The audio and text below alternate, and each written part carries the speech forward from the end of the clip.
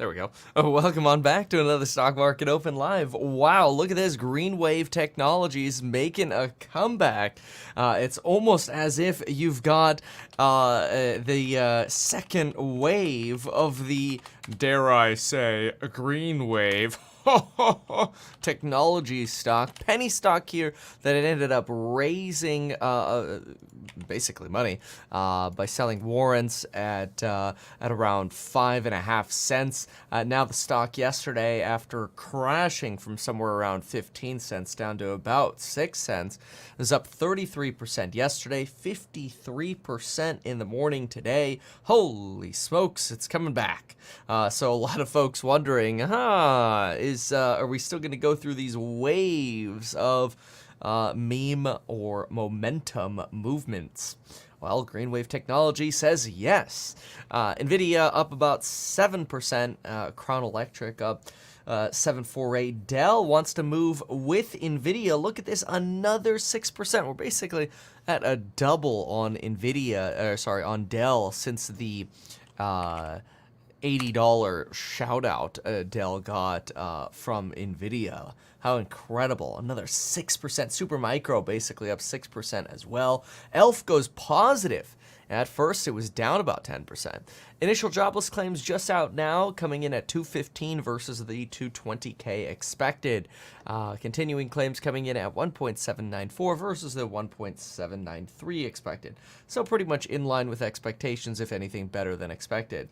So pretty good moves here. If you played options on Nvidia, you're probably looking at, well, a couple ways to look at it. A lot of people will generally close their options within the first 15 minutes to avoid some of that theta decay or that volatility crush. You were looking for at least a 7.5% implied movement there yesterday. So we're basically there at 7.17. But that volatility crush could come in a little heavy there, unless, of course, it just starts running right at the open. So that'll be quite interesting to see. There we go. Okay, perfect. So then let's see what we've got on the downside. I also noticed, by the way, Snowflake is... Oh, there it is. There's Snowflake. Ah, okay. So Snowflake ended up 10%, and ELF ended up down 10% right after earnings yesterday. Now, both of them are up about 4 to 5%. Interesting. Trump SPAC is up again. It's sitting at about $46 in the pre-market. Looking at the downside, you got Barnes & Noble, which apparently doesn't have an S at the end of Noble, that started dropping, as well as a pretty severe drop here by MGOL. These were a couple other smaller momentum movers over just the last day and a bit here. But I know a lot of people have been pretty excited about some of these. But just remember, the momentum plays, they always go up quickly and they come down. So keep that in mind. Excuse me. In case you're ever playing a momentum stock, these are not stocks you generally or typically want to diamond hand. Though I will say AMC, very interesting, up 8.82% yesterday. That's after declining. Now this is the second time this happened. Look at this, within just the last week. So on Monday, I think this was Monday here, the 20th, you ended up rallying into the close. You rallied a bit during the beginning of the day on Tuesday and slipped into the close. And then yesterday you fell and then rallied into the close. So something about 2 days in a row now of a rally into the close following a red on AMC. And AMC really wanting to be around $5. Very interesting.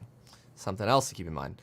Look at the NASDAQ. NASDAQ, wow, record new highs. You've got 1.21% on the Qs in pre-market here. Just absolutely taking a rocket ship ride. Pretty incredible. Of course, Nvidia is a solid weight there in the Qs. Yeah, I mean, really anybody exposed to the indices today or just Nvidia is probably going to have a good day today. Market should do quite well. I've got long exposure to Nvidia, so I'll be happy about it. You got even Tesla is trying to be happy today. Look at that. Imagine that. Tesla, had a little flirt there with the 179 line, and then it ran up here to 182.40. This is going to be a breakout level here. 182.40 is what it ran up to. 182.18 could be the breakout level. So I would watch that 182.18 line on Tesla. Let's see how end phase is. I think end phase is basically above all my lines right now, so it makes it a little more, a little more intense. No, I think I have one more up here. No. Never mind. It's above all my lines. All right, very well. So today, we went through the initial jobless claims and continuing claims, basically, and at expectations already, so really nothing to see there. The next data release we'll get is 6:45 for S&P Global PMIs. Pretty boring. I don't think we'll have anything exciting there. Frankly, probably won't have any really exciting catalysts again until maybe GDP, which will be a week from today. And that'll be the first quarter secondary read. And it's expected to come in low. The initial read was, or the preliminary read we'd like to call it, was 1.6%. It's now expected to come in at 1.2% on the secondary read. And then, of course, we'll get a final read at some point as well. And a lot of that, of course, at least in the last report, was driven by exports and by a lack of inventory buildup. Both of those leading a little bit negative. Then, of course, we have a catalyst on the 31st of the month, just to get going with more catalysts here. 31st of the month, you have the expiration of the Stocks and Site Group. Congratulations to all those of you who've been joining just over the last, frankly, 12 hours here. Very awesome. Great to have you here.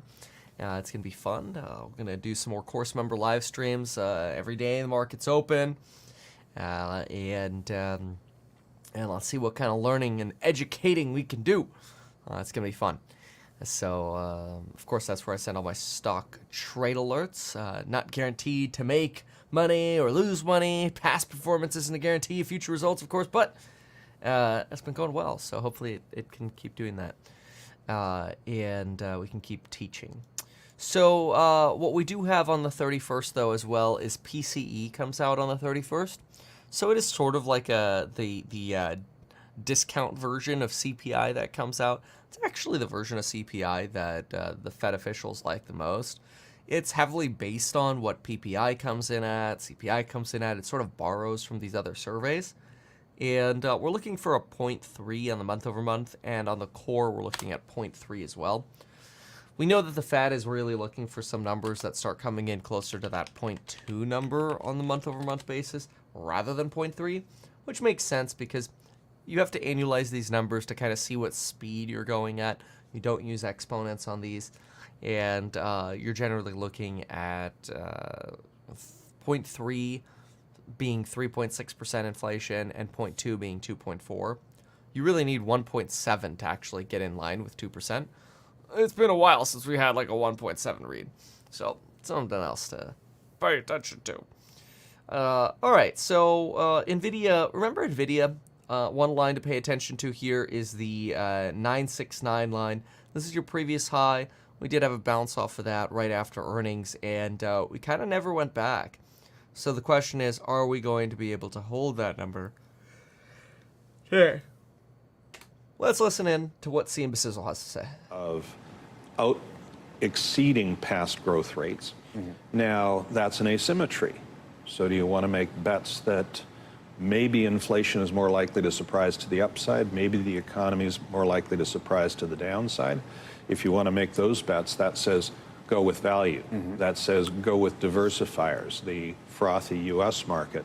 You made the comment, noted bear, I'm a bull on markets that are cheap. Yeah. And this market isn't cheap. How does value as a strategy, in terms of exactly what comprises it, mean it's not as susceptible to those potential slowdowns that we might get in the economy? How is it a little more insulated? Here's a fun factoid that I think 99% of your audience doesn't know. If you look at the Russell 1000 value and you look at Russell 1000 growth, and you look at the growth in earnings of the value portfolio and of the growth portfolio, this century to date, they're nearly identical. Now, how can that be?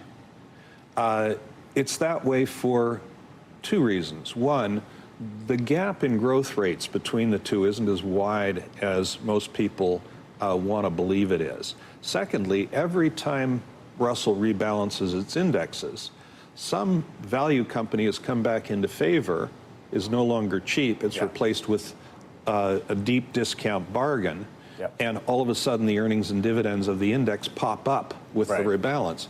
With growth, the opposite happens. You have a fallen angel, it's no longer popular and beloved, it's replaced with a new high flyer. So every rebalance, the earnings and dividends of Russell growth takes a little hit. And that offsets the growth rate differences, so that decade to date, growth stocks have been, century to date, growth stocks have been very disappointing. And, value stocks. And value companies have in fact done just fine. I mean, I guess you had a bit of a lost decade for growth. Interesting analysis there. Quick answers here for some of these in the comments here. Do Affirm monthly payments work on the course when using a VPN outside the U.S.? Well, I don't know. Give it a try and let us know. Does Simon actually believe a hard landing is coming? Now, he's very just cautiously optimistic. I think, honestly, as a banker, you kind of have to be, because your whole point is to project that you're aware of risk, and you need people to feel like JPM is the safe haven. So by Jamie Dimon saying, hey, we're prepared for 8% interest rates or more, people feel comfortable in banking at Chase. I don't actually think he thinks, the economy's going to go in the pooper, but that's just my opinion. Kevin, just wanted to thank you for the pragmatic and objective insight during the Nvidia earnings call yesterday. Much appreciated. Thank you so much. Really appreciate that. Let's see here. Hate Nikki Haley after her orange endorsement yesterday, says PG. Okay. Successful Use says Chase is the best. Is that sponsored? New member here. I should have bought years ago. I love the psychology aspect of the course. I needed it after losing about 30K in stocks and options. I'm now respawning at the start line. Oh, well, welcome aboard, Andre. That's awesome. Let's see here. Should markets be worried about China and Taiwan? It's that question has been circulating for years, but more heavily in the last year here. Personally, I put it in a 5-ish% camp of concern, so pretty low. Remember what DB wrote in their piece a couple days ago? Geopolitical events usually lead to these sharp but really short sell-offs, and if anything, they are often buy the dip opportunities. Let's see here. Kevin, have you gotten hugely wrecked on a 0 day yet? I mean, I wouldn't say hugely. I mean, it depends what how you play it, right? So there's some 0 days that you kind of, and I think it's generally a terrible idea. But sometimes I've taken very, very small 0 days and just held them to expiration where they go, where they do go to zero. But it's part of a strategy. For example, you might put 10K on an option, and then let's say it goes up to 15K and you sell it. And then you take the 5 of profit you made where you're sort of betting with the house's money, and you go into sort of like a YOLO 0 day that expires. Absolutely. But usually you're able to cut losses on a 0 day well before that point, unless, for some reason you're trading really close to the end of the day on a Friday. So usually it doesn't get that bad. But anything can happen. Somebody here says, have a $120 put on Enphase. Don't know what to do this morning. Jobless data says higher for longer, but solar is soaring. Yeah, solar really started moving after SunPower announced that they were going to be selling Tesla Powerwalls, which is weird because it doesn't really change anything for the solar industry, but it gave people enthusiasm and some news to rally on, I suppose.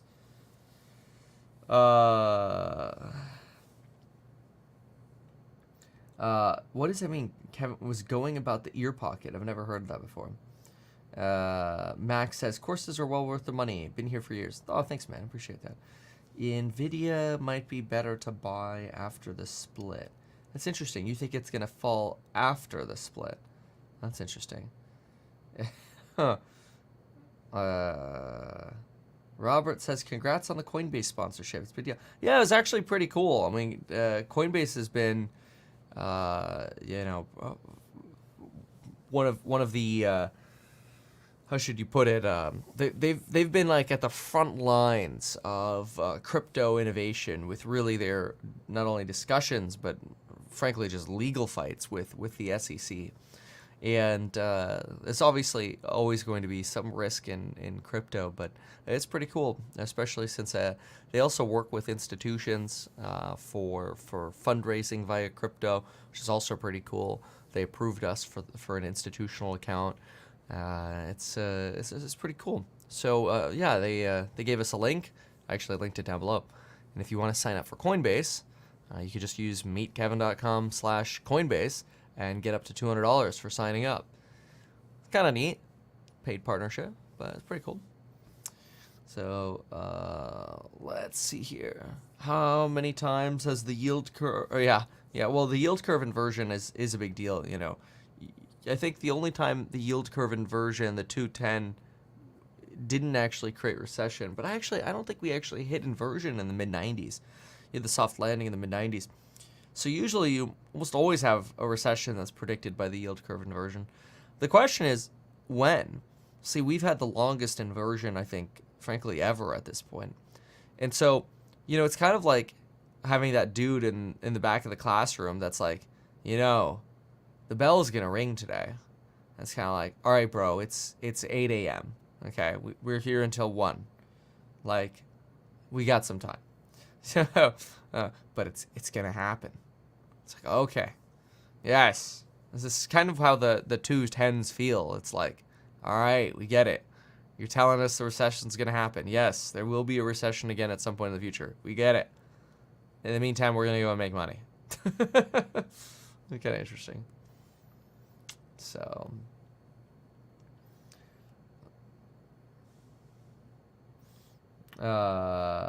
let's see here. Was there a 9-year inversion before the Great Depression? I don't know. Well, I guess that would make us the second longest inversion. I never heard from Jason again. Brian Thompson, member for 3 years. Thanks, Kevin. Oh, that's awesome. Do you need a super restore potion? I need a coffee is what I need. I haven't started having this coffee yet. It's funny, actually, talking about the potions. I have, if you look, I don't know if you can see it. See right there? Super combat potion right there. Jack was reading the description of it yesterday, and the bottom of it says, useful in combat. And Jack's like, duh, it's a combat potion. It's in the name. At least funny. So, yeah, we were hanging out yesterday. He's a fun guy. Look at that. Ethereum's trying to knock on the door. 4K. Pretty strong line. All right. Very well. Let's peek in over here. The thinking when we initially invested. AI safety questions? That's boring. Click on something else. Or external events like climate events that are pushing up insurance costs, whatever it is, the Fed is going to have to deal with that within the bounds of its mandates, right? And so I think that, for this year, the Fed probably will see that slowing in inflation that it wants to see. It'll feel comfortable cutting rates 1, maybe 2 times this year. But next year's another story. And they're probably going to have to take a more gradual approach to cutting interest rates next year. And I think where rates will land will be higher than what we saw during the period between the great financial crisis and the pandemic, both in nominal and real terms. I think that's the new reality. Inflation pressures, upward inflation pressures, are the new reality that the Fed is going to have to resist day in and day out. Which, Matt, really points to this reason why maybe people are so optimistic about equities right now, because that environment is supportive of equity valuations if inflation's actually allowing them to increase profitability and some of their revenues. As an investor, as chief investment officer, do you say it is a safer bet to go with equities at this point than certainly duration, given that type of backdrop? We actually don't. We actually have a slightly different view there. We do like equity risk here, to be fair. We are slightly overweight equities. Again, 2, 3, 4, even 5% inflation. Again, if you can grow your sales at that level without selling more goods or services, your earnings will do fine. Great for equities. We do want to take a little more macro risk in the portfolio, so we are slightly overweight equities. At the same time, if we look at the valuation picture on fixed income, you can easily build a diversified investment-grade portfolio today of over 5%. You haven't seen that in 20 years. More importantly, in real rate terms, 2 to 2.5% real. If we were talking January 2021, it was negative 2%. Right? For the privilege of giving your government $100, you could get $80 of purchasing power back in 10 years. Thanks for that. Now you can give them $100 and you get $120 back in 10 years. So again, that actually gets a bond guy excited. I know maybe 5% yields, if you hold it for a whole year, you can get half the return of a particular tech stock pre-market. But for a bond folk, that's actually interesting. And we have to build portfolios for, right? Joking around a little bit, but we have to provide portfolios for is what happens we don't expect. And we do expect that treasuries, investor-grade corporates, agency mortgage backs, they will provide diversification. Maybe a little bit in terms of price if rates come down, but more importantly, by steady, reliable, predictable income year in and year out, that's how they will diversify portfolios. So we're actually slightly long duration at the moment. Doesn't take much to make you happy after the previous decade with rates so low and negative. Matt, it's good to see you. Good to see you, John. Been too long. Thank you, sir. Yeah. Just taking a peek at this piece here on, okay, there's a darn pop-up. There we go. Nvidia's CEO Jensen talked up Tesla's autonomous driving efforts. Keep in mind, Tesla uses, what was it? I think they said yesterday, 35,000 H100s, which is really incredible. And so Nvidia really is able to sort of brag about Tesla as a as almost a child of really their innovation. I mean, if you think of Tesla version 11 versus 12, version 12's gotten very incredible. And it's remarkable because a lot of it's been driven by these innovations in artificial intelligence chipsets, which is great. I mean, whatever it takes to move things along is wonderful. The question is, does it accelerate how quickly competition can come? Who knows? But Nvidia's CEO did have some nice things to say yesterday, so let's take a peek at those. It says here, Jensen claims that the EV giant is far ahead on self-driving vehicles and that all cars will eventually have autonomous abilities. Exactly. So the quote was, Tesla is far ahead in self-driving cars, but every single car someday will have autonomous capabilities. Right. So this is something that I've talked about on the channel before, that unfortunately, I think in the long term, like in the near term, Tesla has a very great moat, given that it's really the only FSD option that exists, right? That's a fantastic moat. Unfortunately, in the long term, when every single car company has a self-driving stack, people are going to go back to buying cars because they want a certain car, not because they want the autonomous features. Because at some point, every car will have the autonomous features. And when every car has the autonomous features, and every car is autonomous, then you're going to go back to picking a car because it's a convertible, or it's the right size for your family, or it's the right size for your workplace, or whatever it might be. So I do think that's very interesting, and seeing Jensen echo that is really, I don't actually think a statement of opinion. I actually just think it's a statement of fact. Tesla's ahead. Fact. Every car company will at some point have autonomous capabilities unless they go bankrupt. Fact. I believe that. Now, obviously, it technically is an opinion, but I think it's an opinion we could all look at and say, yeah, I mean, that's probably the case. The question now is, how far ahead is Tesla? Is Tesla 2 years ahead? 5 years ahead? 6 months ahead? That's the TBD part. That is the TBD part. Bob says, I think not that many people care about self-driving. They care about the price and fitting the needs. I mean, that might be true, unfortunately. I think the niche that cares about the self-driving right now is really your 25 to 45-year-old demo, right? Yep, GWAV eliminated debt and it's popping off. I know, I'm watching it, right? I sold cars for a while. Everyone wanted a backup camera feature. Now every car must have a camera. Yeah, no kidding. It's going to take ages, especially in Europe with all the different roads. I mean, I think that's the whole point, though, of a vision-based FSD system is that, it could learn pretty quickly in different areas. So, thank you, Alan. Earnings expected from Ralph Lauren, Intuit, Workday, Deckers, TD Bank, BJ's, and Ross. Every company can make cell phones. Apple's still doing well. Yeah. Very good counterpoint. But then again, is a phone more like the car or more like the feature FSD, right? Like, you could say everybody might want AirDrop, and every phone company can make AirDrop. But, the phone is like the whole ecosystem. It's the leather in the car. It's the interior. It's how you feel. It's the status symbol of what the car represents, in your opinion. Maybe you really want, a BMW for whatever reason.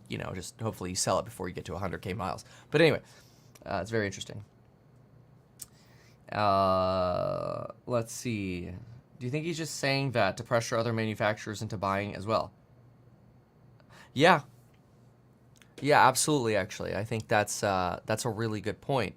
See, Nvidia pitching Tesla is really a way of saying, hey, look at our child, how well it's done thanks to our raising with our chips, right? It's almost like they're taking credit for FSD. And then they're able to say, hey, but you could be like them too, just buy our chips. Really good point. Look at that drop in Ethereum. What the hell is going on? Holy moly, that's a minute candlestick. Oh my lordy. It's unwinding. It's bouncing back up. I don't know what's going on. Let's see here. Oh, yep, nope, no, it continues to fall there. Okay. I don't see anything here.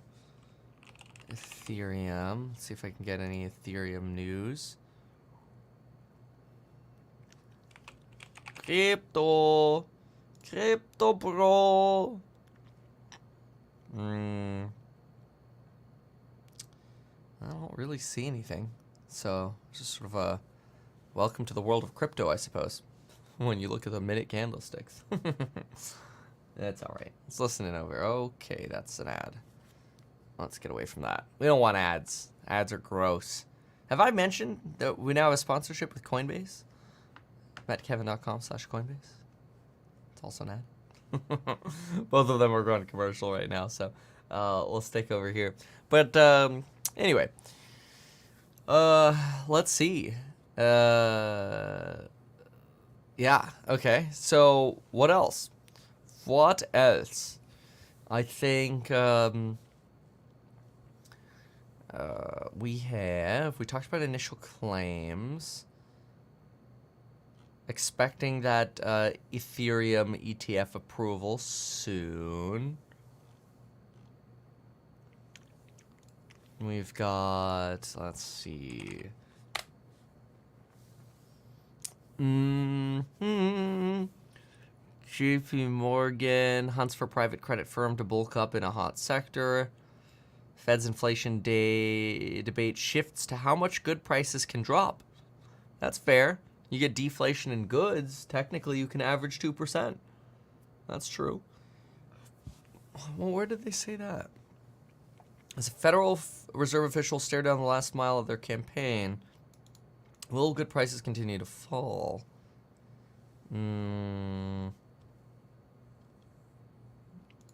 Real wild card, BMO Capital Markets is saying, is the good side. It will keep the Fed cautious. Car prices, household furnishings, supply chain pressures have largely normalized, blah-de-blah-de-blah.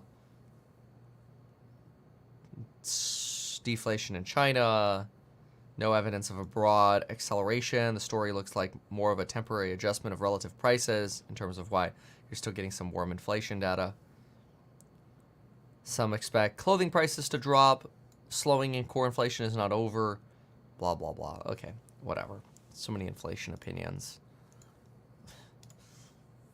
All right, let's listen in here. The Wall Street Journal is reporting it could be worth north of $250 million over 5 years. And in regulatory news, the Justice Department and a group of state attorneys general are slated to file an antitrust suit against ticket seller Live Nation and seek a breakup of the company, which owns the overwhelmingly popular Ticketmaster platform. That's according to multiple reports. Any hypothetical suit, guys, would follow a long trail of regulator and consumer scrutiny ever since Live Nation bought Ticketmaster, Becky, back in 2010. I'll send things back over to you.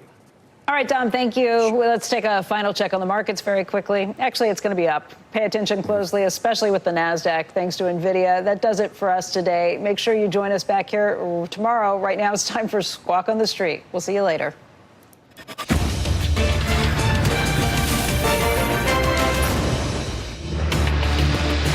Good Thursday morning. Welcome to Squawk on the Street. I'm Carl Quintanilla with Jim Cramer at Post 9 of the New York Stock Exchange. David Faber's on assignment. Nvidia's stellar quarter and guidance will push S&P NASDAQ further into record territory today. All three indices on track for their best month since November. Our roadmap's going to begin with the AI boom. Nvidia with a record quarter and, of course, announcing that 10-for-1 split. JP Morgan's Jamie Dimon says he can't rule out a hard landing for the United States. And the DOJ reportedly set to file an antitrust lawsuit against Ticketmaster parent Live Nation as early as today. Let's begin with Nvidia's blowout quarter. The company revenue more than tripled in Q1, and its data center business grew by more than 400% over a year earlier, sending shares above $1,000 for the first time. Here's Jensen Huang on the call last night. The demand for GPUs in all the data centers is incredible. We're racing every single day. And the reason for that is because applications like ChatGPT and GPT-4o, and now it's going to be multimodality, and Gemini and its ramp and Anthropic, and all of the work that's being done at all the CSPs are consuming every GPU that's out there. Jim, a lot of the commentary today says any worries about an air pocket probably get assuaged today. Yeah, look, there was a lot of teaching on the call last night. Jensen came in right after. That was the question. That was the statement yesterday because of the what's it called? The AWS concern about them delaying H100 orders for Blackwell. Poof! That just ended up not being a concern. Man, that evaporated fast. And he said, first of all, everything that they have, the H100, the H200, with the predecessors, you are all going to accelerate from here. Well, that would be really slap right in the face of the people who are saying, well, there's got to be a stop, where a pause. And then he said something that I think was amazing, and we're going to have to talk about. Automobile. It's going to be automobile. That's the number one this year. No one thought that. Everyone thought it would be the cloud service providers. They thought it was going to be Meta and Alphabet and Amazon. It's Tesla. And it's Tesla, and it's, it's self-driving. Full self-driving. And he talked extensively about that. Scott says, will you stop shorting coin now they sponsor you? You know, first of all, I'm not short coin. But I just trade the lines right now around coin. You know, I'm pretty clear about the lines. We are at, take a look at this. If we go over and over here, I want to take you out to the hour chart. So lately we've been bouncing around anytime we go under 218, we almost always rubber band back to 218. It's a great place to buy calls. And I do think it's actually a pretty risky time to buy shorts right now because you've well broken out of 223, which is another line on coin. And also the spread on coin options is trash. That's not coin's fault. It's just their option chain isn't that liquid. So when the option chain isn't liquid, you have a really good chance at getting pooped on when you actually want to trade options. So generally, I'm looking for tight. I like it tight. The spreads between the bid and the ask. So I'll give you an example really quick. Go to I don't know, a one-day option over here on coin. Look at this. This is ridiculous. This is like basically an at-the-money option right here. I have a 70-cent spread. I have a 10% spread on an at-the-money option on coin. That's freaking insane, dude. If I go to Tesla, what do I have over here? I have a 9-cent spread. So less than a 5% spread over here. Way less than a 5%. It's like a 3% spread on this option. If I go to Nvidia, I've got, and the options pricing hasn't changed yet. This is like a 2% spread. It's less than $1. It's less than a 2% spread. So, paying a 10% spread on coin on the options on at the money, that's freaking nuts. So I don't know what it is, but that's always made coin a little bit tougher for me, just because I'm not a big fan of getting into those spreads.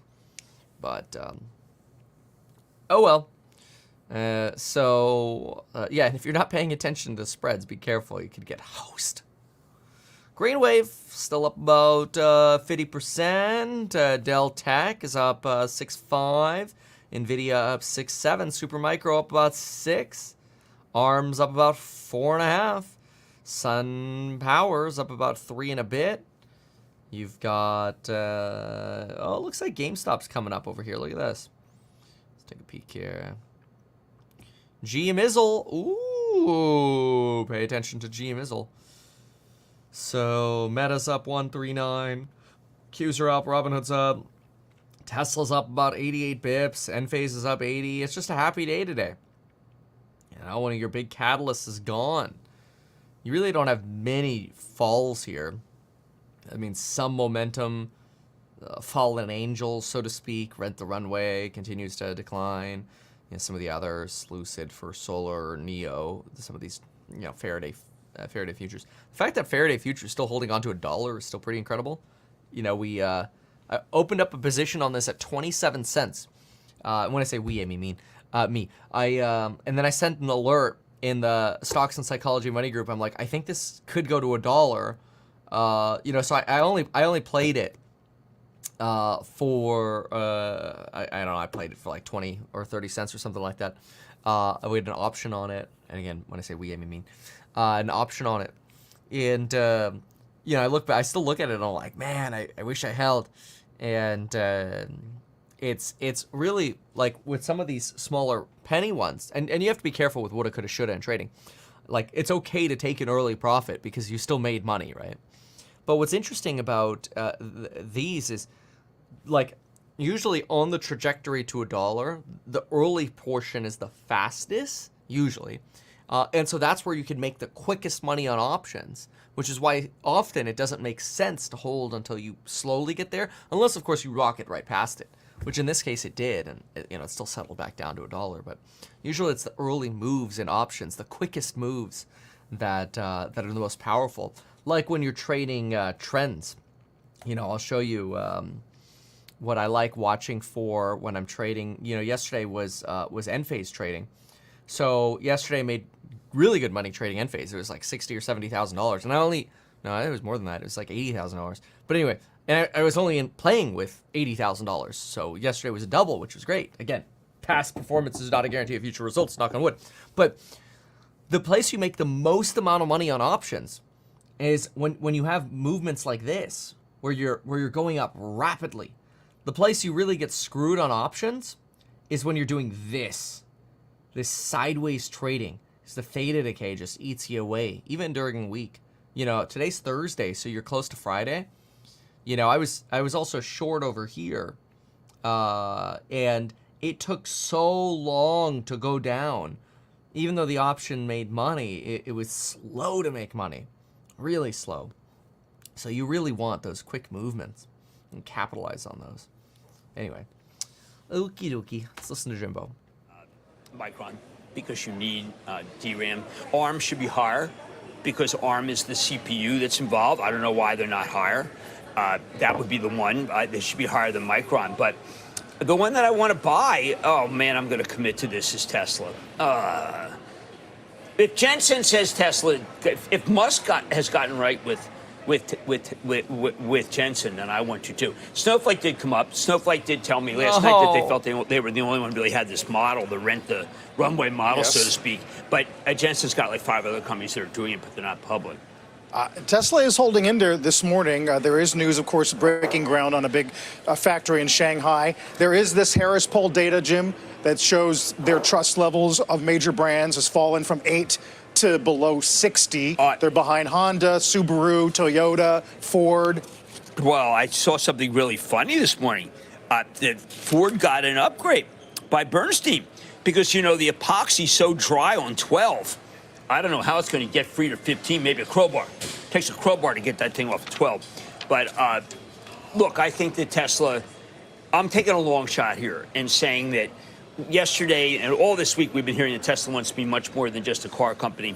And Jensen's endorsement of them is saying they're far ahead of everyone and they're going to have they are going to have full self-drive. I'm not going against Jensen ever. I don't really care about about Musk. I don't go against Jensen. Because Jensen has not talked lovingly about Musk before. By the way, nothing Apple. Nothing Apple. Interesting.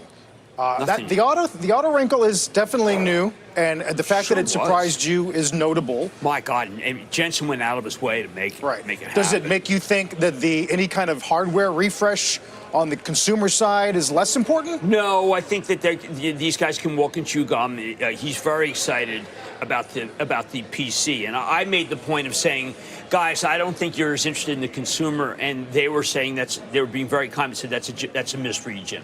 That's just a misread of the situation. Right. They want to be ubiquitous, is their thought.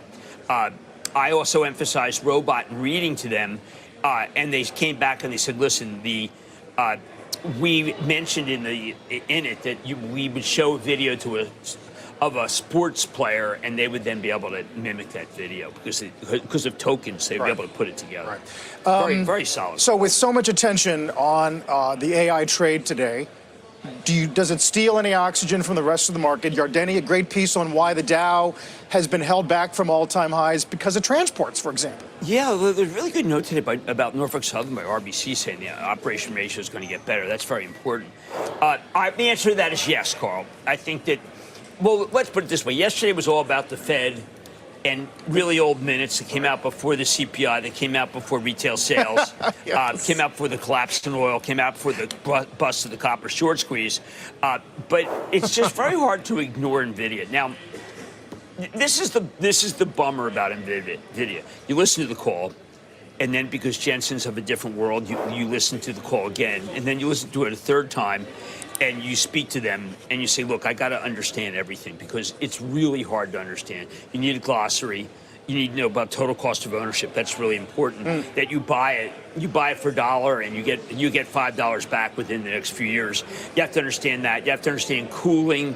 You have to understand the difference between a platform and a chip.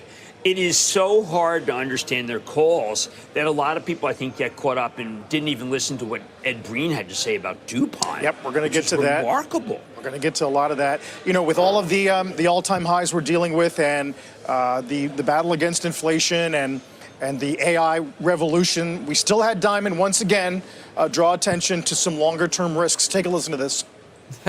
Yep, Jamie. I look at the range of outcomes, and again, the worst outcome for all of us is what I call stagflation.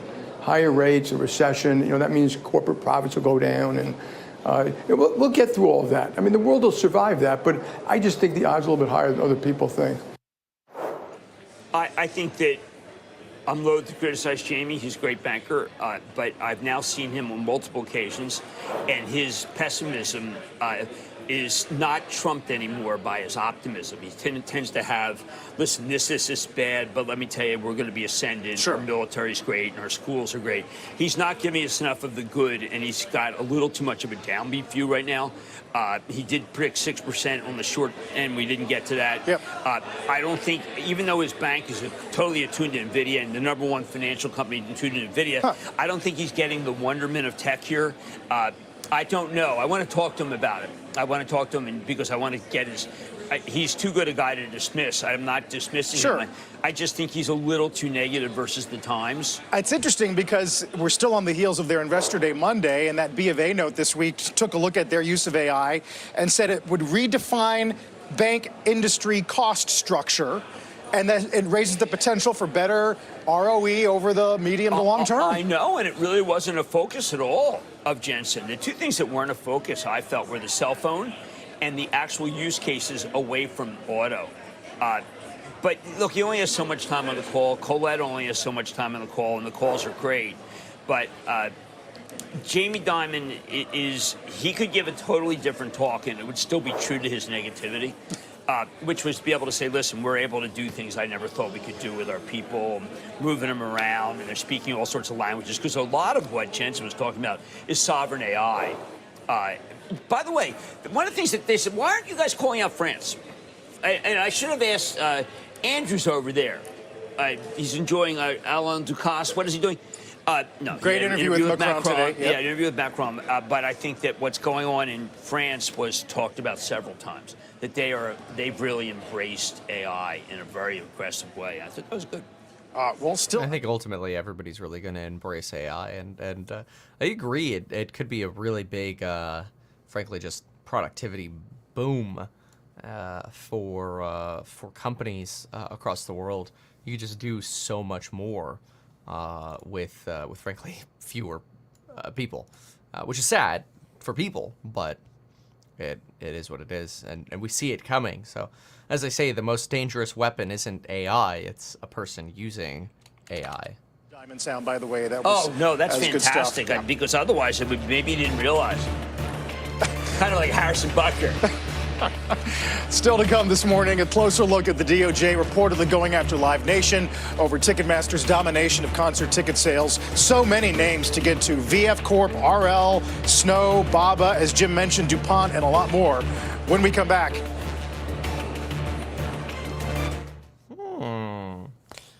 Okie dokie then. So, we are 14 minutes away from the opening.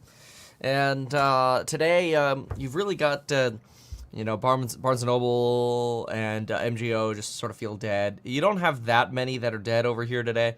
You've got maybe a page of red. Most of everything is just green today. Although green wave on its second wave run-up is starting to rotate down at about 47% here.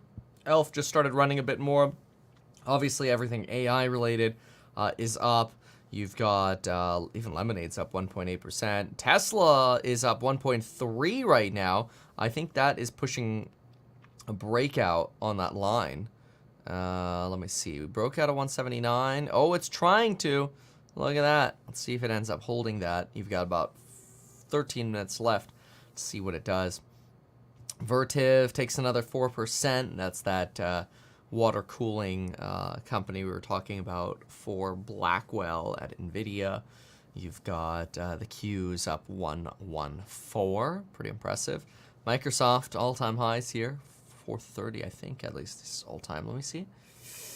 Yeah, you're right there. You're right there at breakout on all-time highs. That's pretty remarkable. Pretty remarkable. Look at Apple. Nice 191 move there. Amazon coming actually off the 191 all-time high. So, yeah. Maybe because of retail sales. Who knows? But very interesting. All right. Not much news today. You did have Tesla reiterating their breaking ground on the Shanghai battery factory. Talked about that before. And this is because they were grading over in, what's it called, in Shanghai, and now they're expected to ramp production on that next year, which is great if we actually start getting construction going on out there. We shall see. All right. Next, jobless claims post biggest back-to-back drop since September. Wow. Is that true? Well, look at that.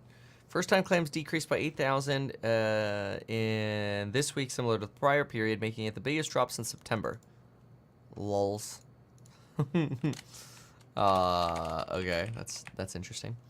All right, let's listen over here. We get, say, a 1-year interim or 2-year interim chairman before Ted can take over both titles as the most successful Wall Street CEOs are wont to do?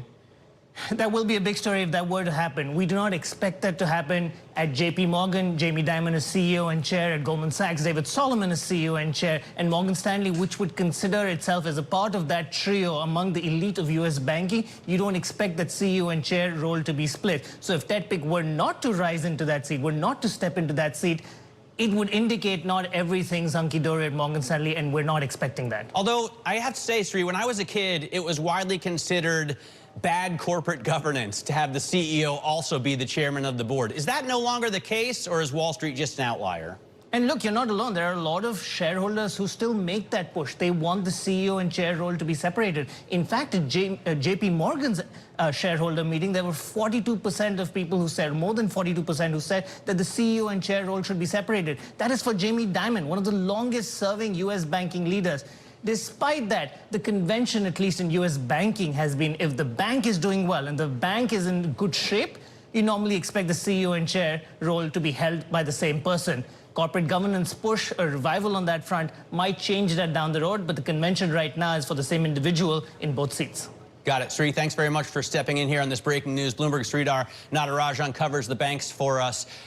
And, of course, we're going to continue to talk about this throughout the day. Keith Lerner, Truist Advisory co-CEO, and Jeremy Zurin, UBS Asset Management, head of private client U.S. equities, still with us. And, you know, Jeremy, let me just start with you on the banks broadly. I know you guys aren't going to be recommending individual stocks, but what do you think of the big Wall Street banks? They seem to be in very good shape right now, and if rates stay higher for longer, maybe that means better net interest income. Yeah, I think that the broadening out theme that we talked about a little earlier, the banks are front and center. So I think the problem the market has had with the broadening out theme over the past few months is that tech earnings and growth stock earnings have been surging while the earnings base for everything else has been flattish.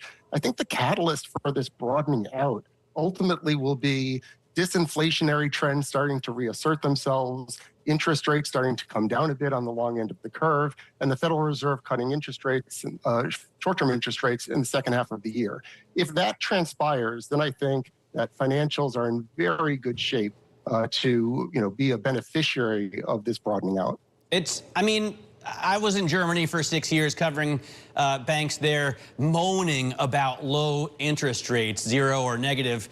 Moaning? Weird. Really that concerned about high interest rates, Jeremy? Do they really need a cut? Well, it's more about just the economic activity and stimulus that low interest rates would have for the more cyclical sectors of the economy, right? One of the reasons we have this big earnings gap between secular growth and cyclical growth is because high interest rates are stunting cyclical growth. And so if we start to see greater confidence that the Federal Reserve is going to start to embark on a easing cycle, I think that can start to unleash some capex from companies, and that can improve loan growth and limit credit risk for the financial sector and allow for valuations to expand as well.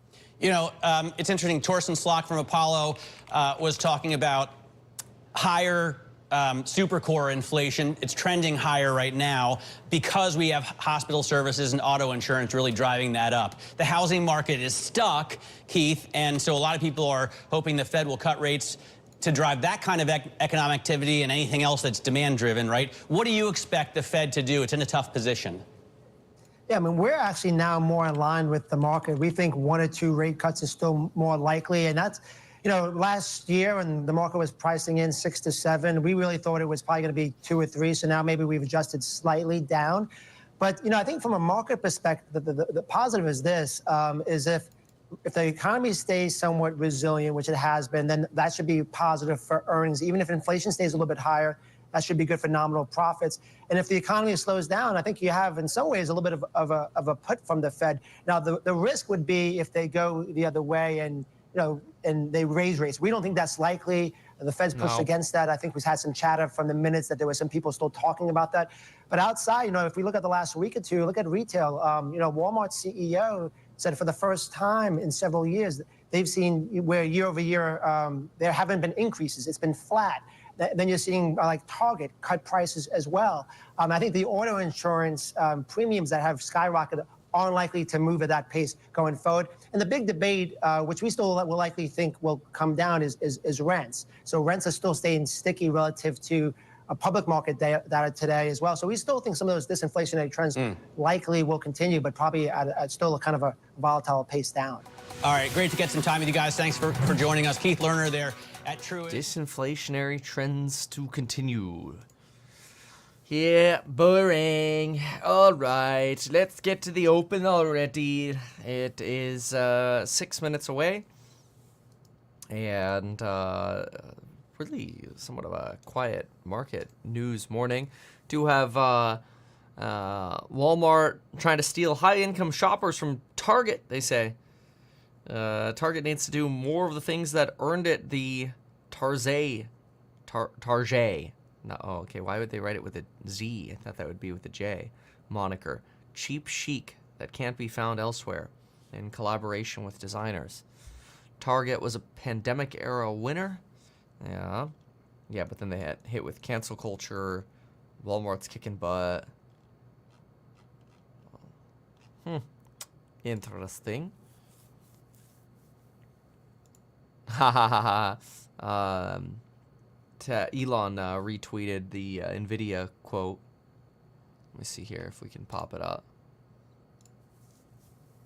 Oh, he only cut the 12 seconds of it? Tesla is far ahead. Let me see. I'm going to play it here, but it's just going to take me a second. What is... Uh-oh. Oh, come on, Mr. Audio. Oh, that's funny. Yeah, stupid Windows. The audio button's not working. Stupid. Whatever. We already know what he said, but I'll pull it up. I'll pull it up on Mac. It'll actually work on Mac. Why I can't pull up the audio button is really funny. Oh, there we go. Okay. There we go. All right. Let's see if this will work now. In self-driving cars. But every single car someday will have to have autonomous capability. It's safer, it's more convenient, it's more fun to drive. Well, Tesla is far ahead in self-driving cars. But every single car someday will have to have autonomous capability. Yeah. Yeah. I actually am surprised, Elon. I mean, it's a great thing to say, like, hey, look, Tesla's far ahead in full self-driving.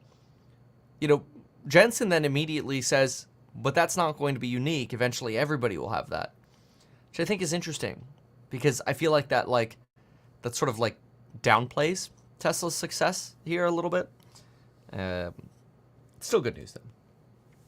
So very cool, but it's also not really news. I mean, I feel like anybody who uses FSD kind of already knows that Tesla is far ahead.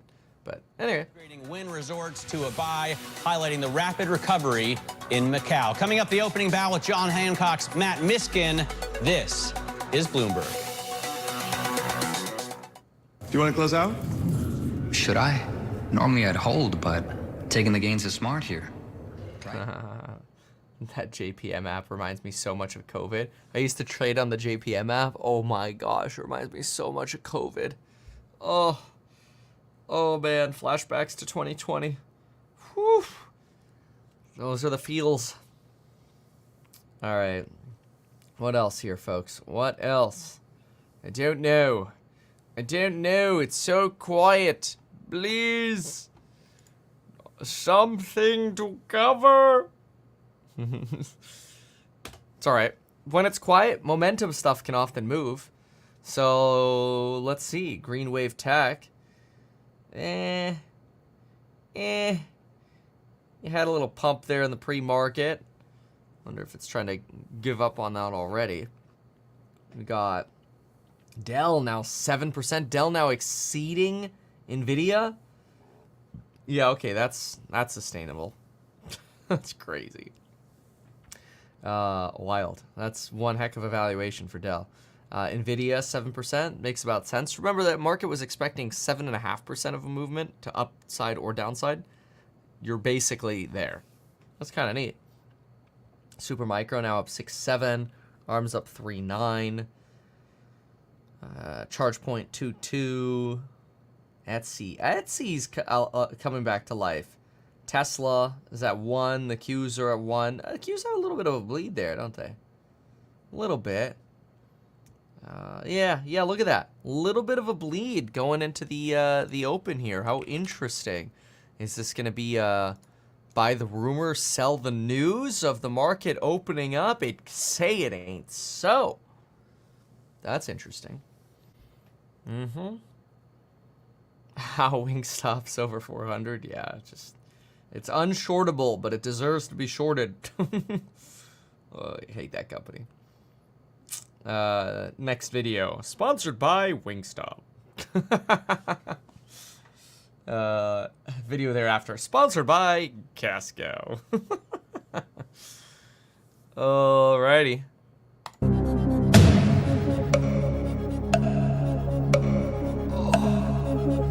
Yeah, boys. Boys and girls, we're just 15 seconds away now. It's coming. The bell is coming. How is it gonna open today? Are we gonna get a breakout? Or are we gonna get a bleed? Let's find out. Versus Lulu. I don't want to pile on Lulu too much. Let's get the opening bell here and the CNBC real-time exchange of the big board property and casualty insurer Bowhead Specialty. Got an today at the NASDAQ. It is CSX and Blue Star Families, an organization supporting military. 50-50 there on the green versus a red. Well, it looks like Tesla's going down. Tesla's got a red candlestick down, up about 30 bips. Looks like, yeah, that retail buying in pre-market again. Qs are trying to hold firm. Enphase is going nowhere. Nvidia is going up, and away. We're about to knock on the door of sitting about 7.5% right there. Great time to close on options, unless, of course, you want to play the day. But if you held options overnight, usually that volatility decay starts hitting.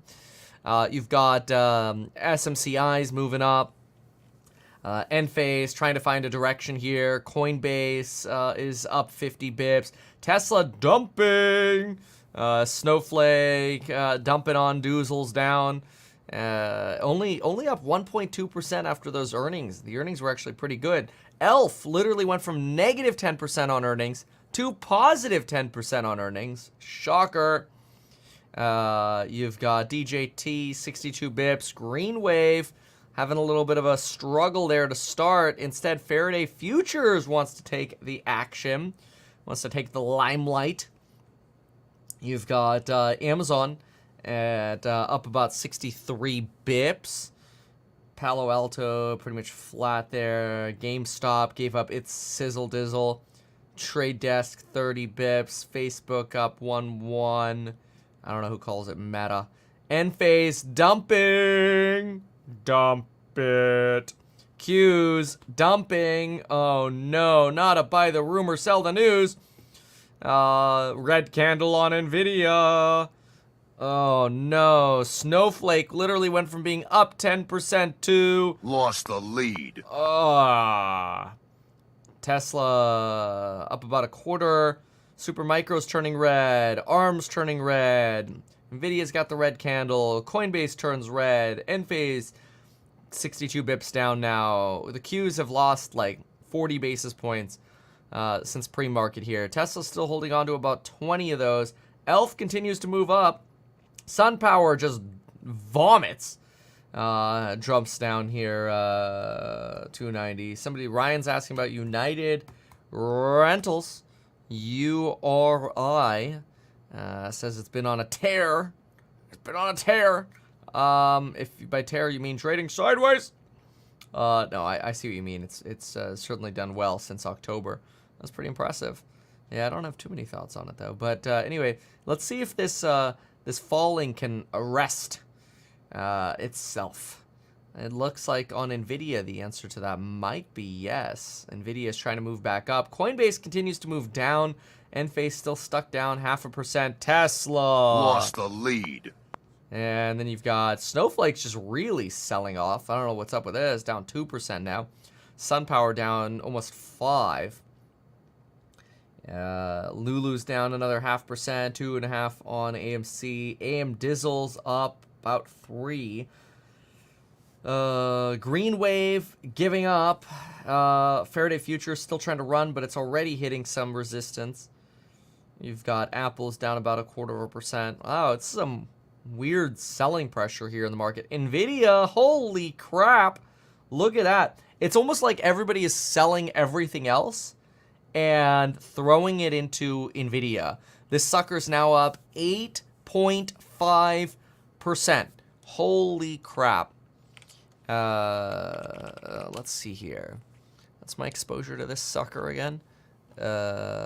In this, it is Nvidia.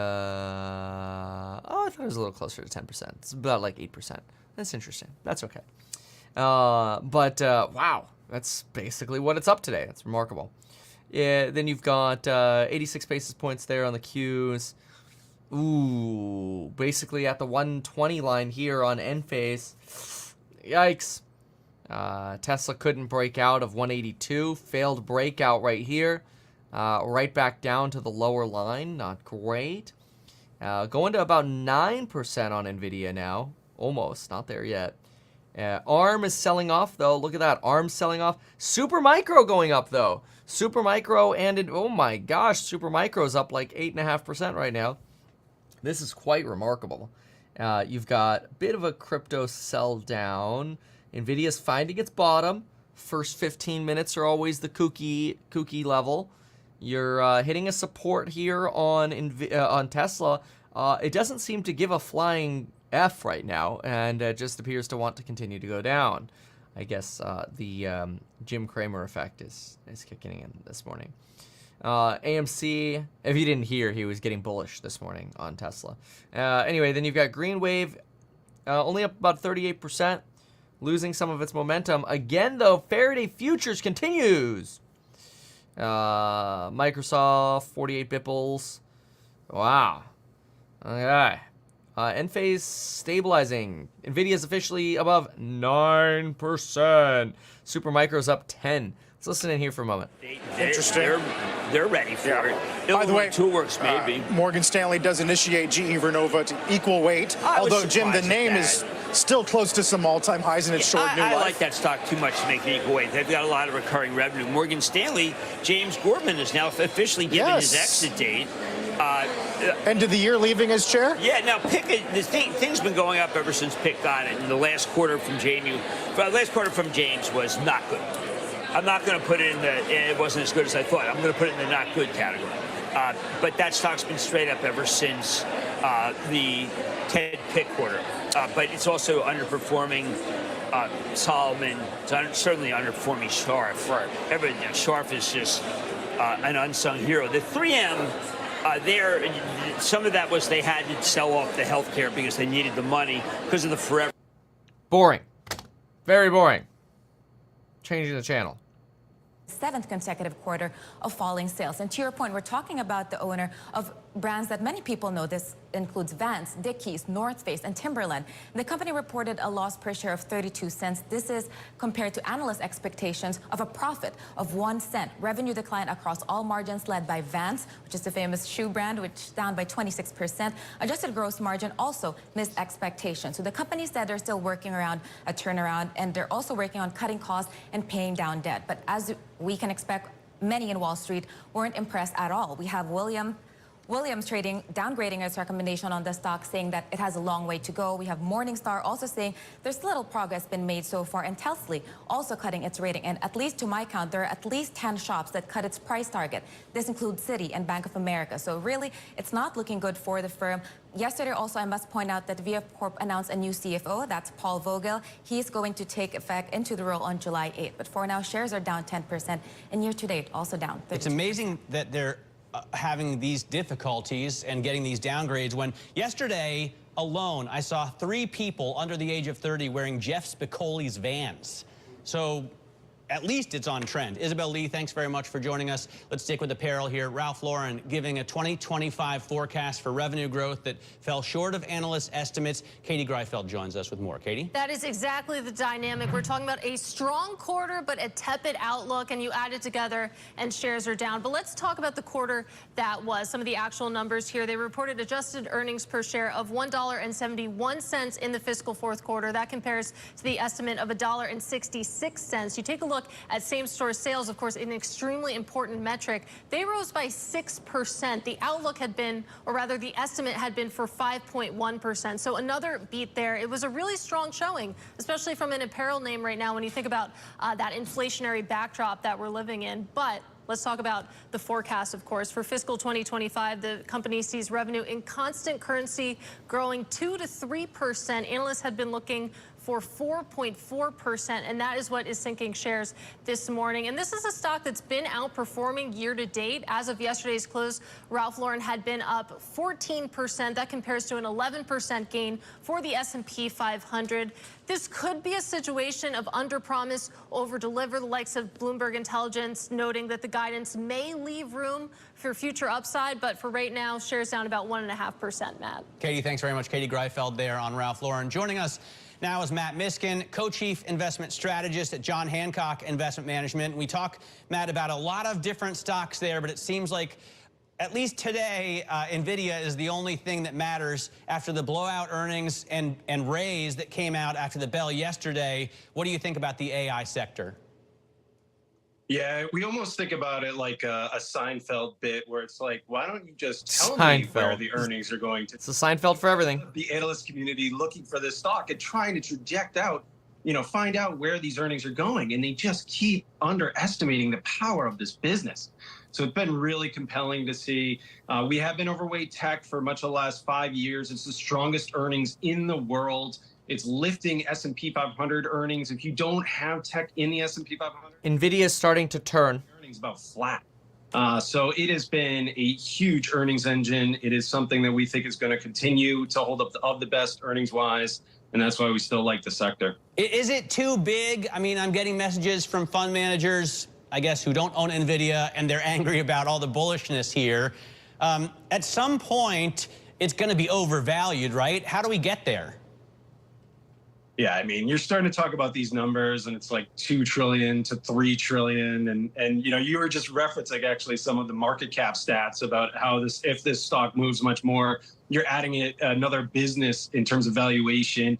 And yeah, I mean, it is starting to become rich. But especially if the rest of the market is struggling to show earnings, the ones that are powering ahead with earnings are going to get rewarded for that. And the valuations on a multiple basis aren't that terrible given their earnings growth. So there is going to be a time, but again, the margins on the business are 70%. You've got high cash balances on all these technology companies. They've got the balance sheet strength. We're seeing other companies. I mean, the last 24 hours is like a microcosm of the last couple of years. You've seen a lot of these retailers struggle with the consumer. You're seeing earnings misses on other kind of companies. The Fed is becoming more hawkish, but AI is saving the market. I saw a great Onion headline this morning riffing off the Red Lobster shrimp story from the other day. Bankrupt Red Lobster runs all-you-can-grab copper wiring promotion. This is one of the other, I think, amazing stories in this market. Copper at an all-time high. And, of course, it plays a role in AI and the electrification of everything.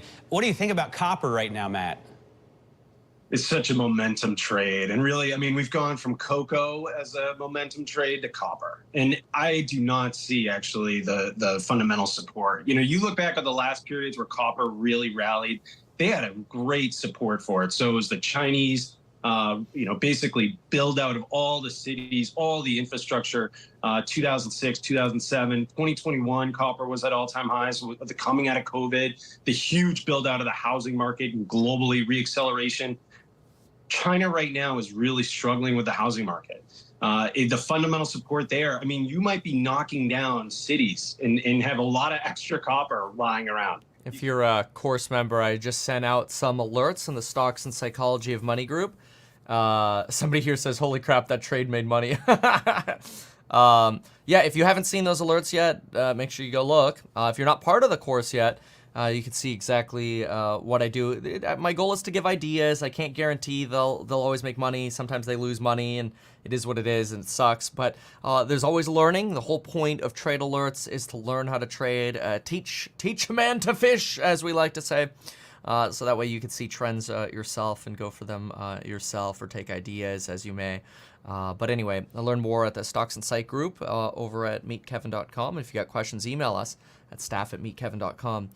Coupon expires next Friday, I think it is. Yeah, that's whatever the 31st is. All right, let's keep listening in. Conditions look easy.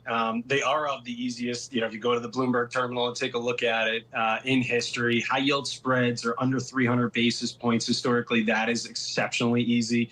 The dollar's the only kind of, I'd say, mix to that. It is relatively strong, but the VIX is, about 12. There is just a lack of risk being priced into markets today. And, I get it. Nvidia, one stock, has great earnings.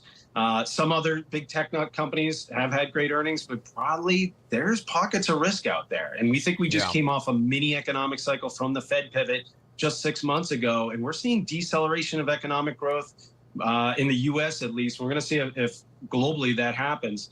But actually, Europe, the PMIs the last couple of days of it, or that just came out this morning, were pretty strong. So it's a mixed backdrop. It's challenging on the macro side. We're just trying to follow the earnings at the end of the day. Matt, great having you on the show. Hope we get you back. Matt Miskin there is co-chief investment strategist over at John Hancock Investment Management. In a sense, my alma mater, as I interned for Tucker Anthony about 100 years ago, which was a... Oh, my God. And I will make them pay. Always been a tough story to our earlier point about... No, it's... Yeah, keep in mind, the Qs are falling right now. Tesla's falling. Tesla's breaking support. Enphase is getting hit. I mean, I just want you to see some of the things I'm seeing, okay? So Enphase is falling, and now it's breaking some really important support lines. That's bad from a technical basis. Does that mean it's definitely going to go down? No. Nvidia's capping out. When it caps out, some of that initial enthusiasm is gone. Could it drag the Qs down lower? Maybe. The trend on the Qs has been down so far. We were up as much as 1.2% in the morning. Now we're sitting at 0.75. Tesla is sitting right here at the 178 line, down. But everything's going to watch Nvidia. Nvidia moves up and breaks previous numbers here. Great. Maybe it can keep going. We'll see. Enphase is getting stuck over here as well. So we'll keep seeing what happens. Listening to Jimbo. This morning, and now some long-awaited PMIs. Let's get to Rick Santelli. Hey, Rick. Yes, those jobless claims are well behaved, but interest rates didn't go up much. They're coiling. But boy, this number, look at interest rates pop. S&P Global, PMIs, stronger than expected. Manufacturing, 50.9. Now, that's just the highest since March when it was 51.9. But let's look at services. Services at 54.8, the best since May of last year. We'll call it 1 year. Now, these are preliminary readings. They can change. And if we look at the composite, another blockbuster, 54.4, that's the best reading since April of 22. We'll call that basically 2 years. So we are now up close to 447 in the 10-year, which is 4 basis points now higher than it was yesterday. After trading below yesterday's low, it's now above yesterday's high. That's an outside day. Pay attention, technicians. And Squawk on the Street will return after a short break. I don't know how much news that really is. Big deal. Let's go on over here. Qs are pretty stable on this so far. They're on commercial again. Yeah, Qs are 70 bips, you know, still looking for a movement there on Nvidia, sitting at about 9.3. It's honest, it's a very impressive number. Like, you have to give them that. It's an impressive run. Sitting about 9.2 now. I do wonder if it goes toppy, are you going to have a little oopsie doopsies in the market, a little bit of panic? I don't know. I mean, the downtrend on the Qs is pretty prominent right now.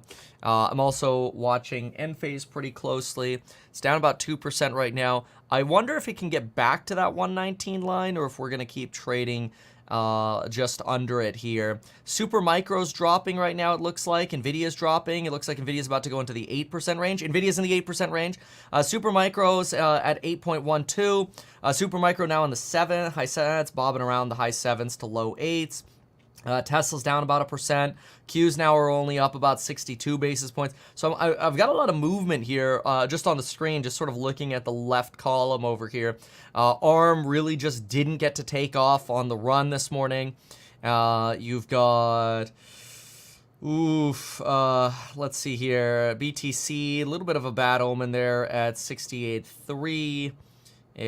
Target 1.4. How's Green Wave? Green Wave, let's see here, Starbucks, don't know, First Solar's down 4.8. Wow, Rent the Runway's down 4.9. And see, Nvidia just kind of wants to keep pushing.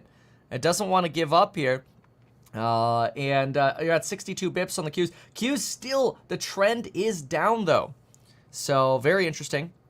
And these are the non-averaged candlesticks, mind you. So you're sort of watching that trend there, and yeah, you're capping out on Nvidia here.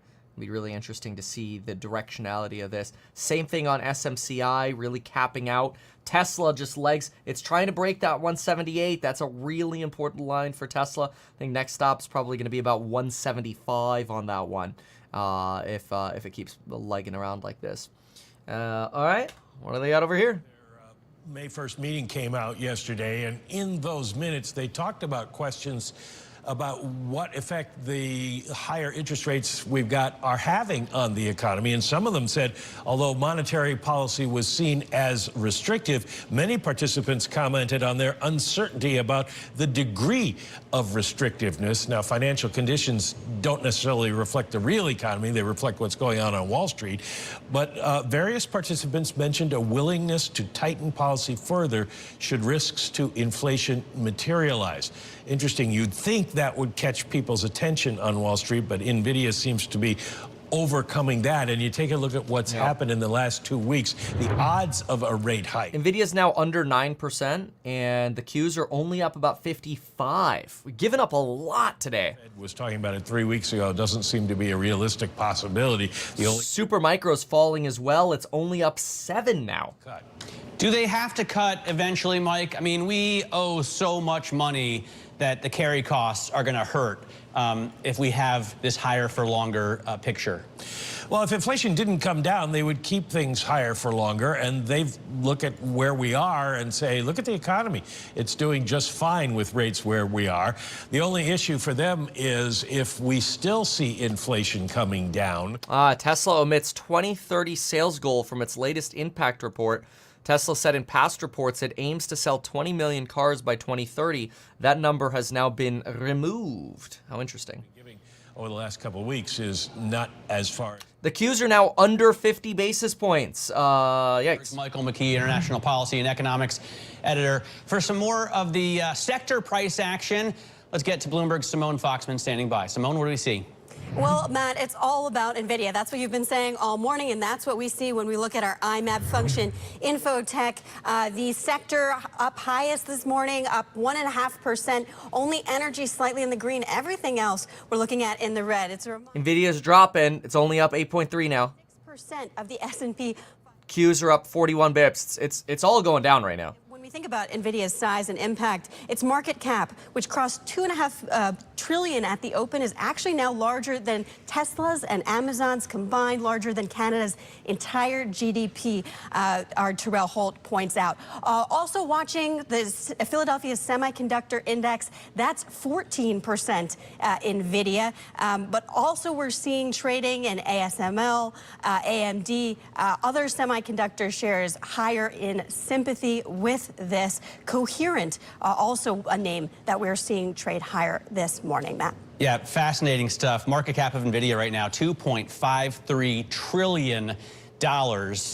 Fewer than 14 of those make up the total federal debt of the U.S., which is $34.5 trillion. Simone, thanks very much for joining us. Coming at the market-moving events you need to be watching. That's next in our trading diary.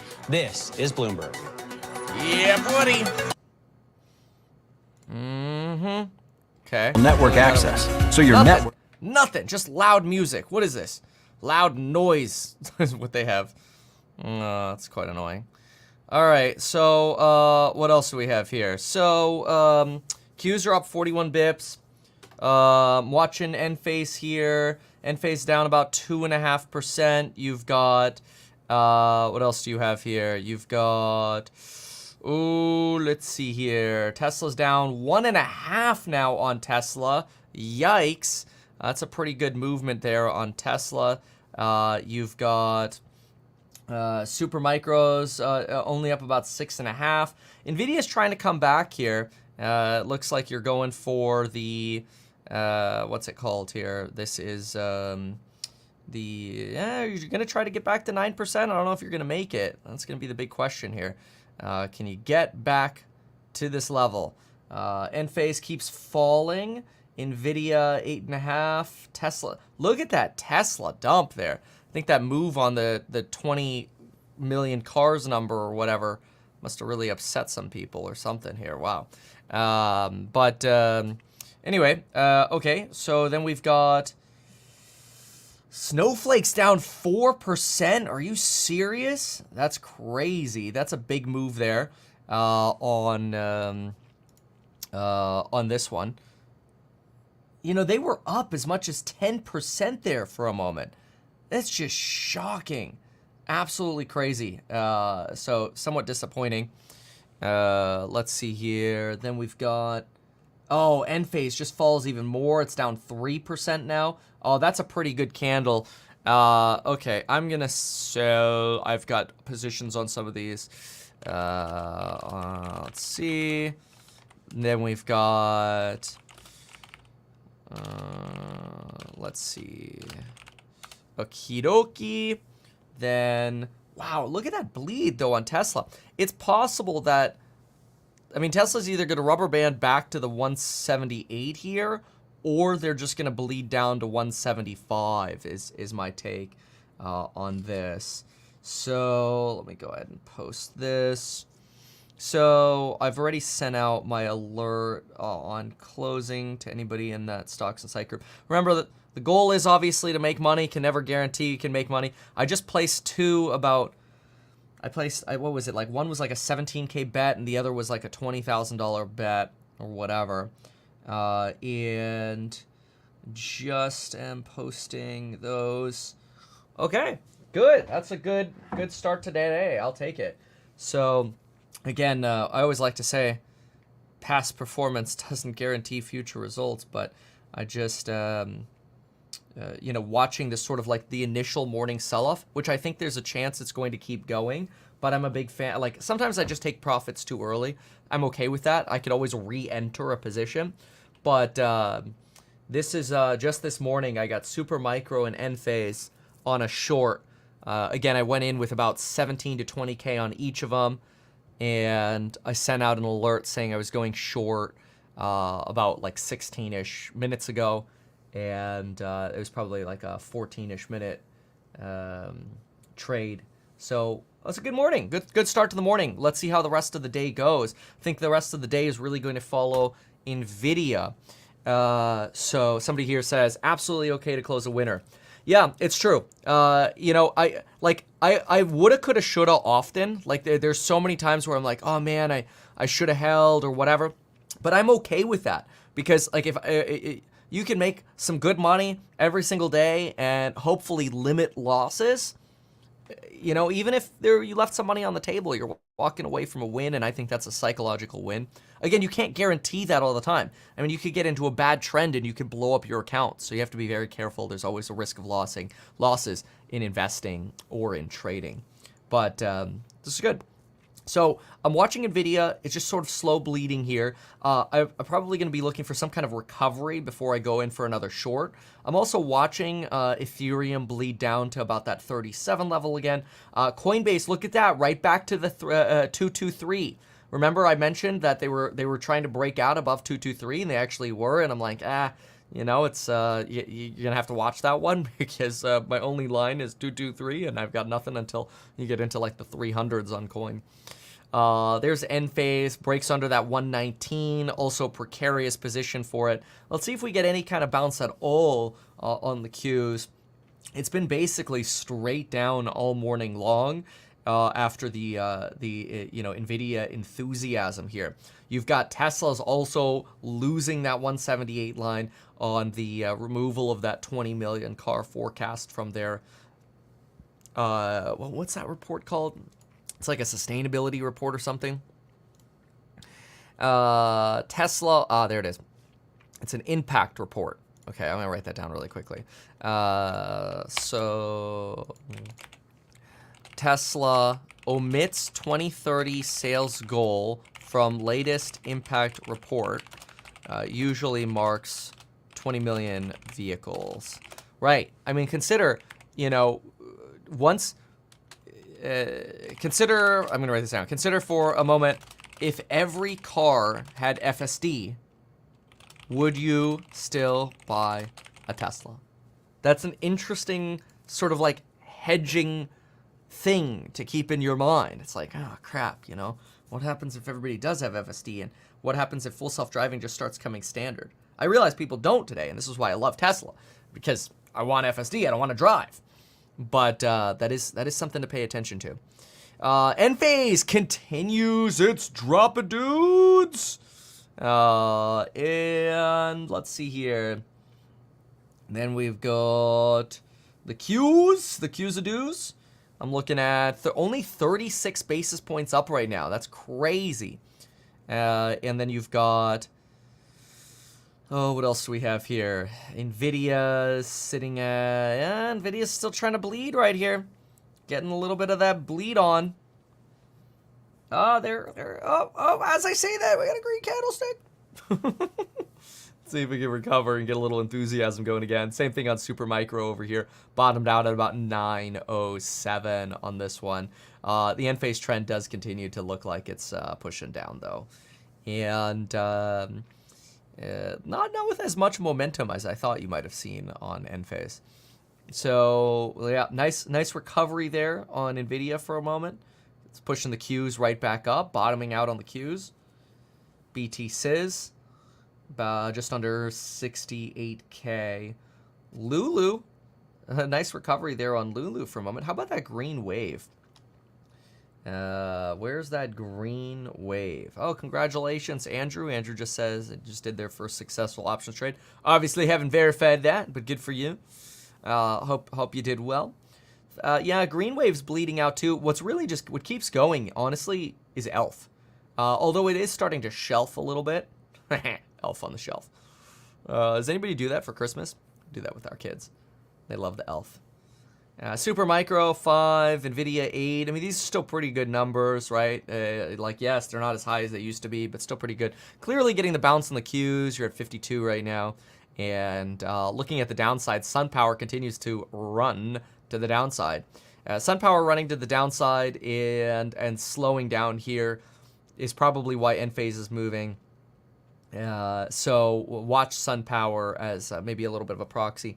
Also, I note that Meta turned negative. It was green. 5,000. So this is a double whammy number. Not only is it weaker than expected, the revision is bigger than expected in the wrong direction. And to dig down even further in these new home sales numbers and why they're impacted by high-price housing and high interest rates, we turn to Diana Olick. Diana? Rick, it's all about prices and Rates and affordability, not brain surgery here. Prices up 4% year over year in April to $433,500 for a new home. And take a look at where mortgage rates went in April, because these are signed contracts. That's what the numbers are based on. So people out shopping in April when mortgage rates started in the right around 7%, shot up to 7.5%. Now, we talk a lot about the big builders buying down mortgage rates in order to get buyers in the door. They had been pulling back on that, according to a lot of CEOs from earnings reports. We heard from D.R. Horton, which did very well in its last quarter, but did note in the home builder sentiment report that they're starting to bring back more incentives again, because when rates get up to 7.5%, it just becomes unaffordable. One more note on this, 9.1 month supply, up from an 8.3 month supply in March. So builders are getting more and more supply, which could be concerning. It would make you think that they would bring prices down. But again, if they're buying down the mortgage rates, that would help. But those buy downs do hit big builder margins, and we have been seeing that a little bit in the last couple of quarters. But I will say again, on prices, up 4%. We've asked when builders will start to lower prices. Some have a little bit, but really they say they can't because of high costs of land, labor, materials, and also new rules regarding sustainability and building homes that adhere to new rules that were from 2019 about keeping those homes in those environmental standards. So they're talking about much more costs for the builders, and that makes it more difficult for them to lower the prices. But again, a huge miss on new home sales in April, Morgan. And yet, shout out to the latest of you to join Stocks and Psych, or just the courses in general. I see an entrepreneurship course. Actually, that's a bundle right here. Thanks so much for joining, Al, Dalton.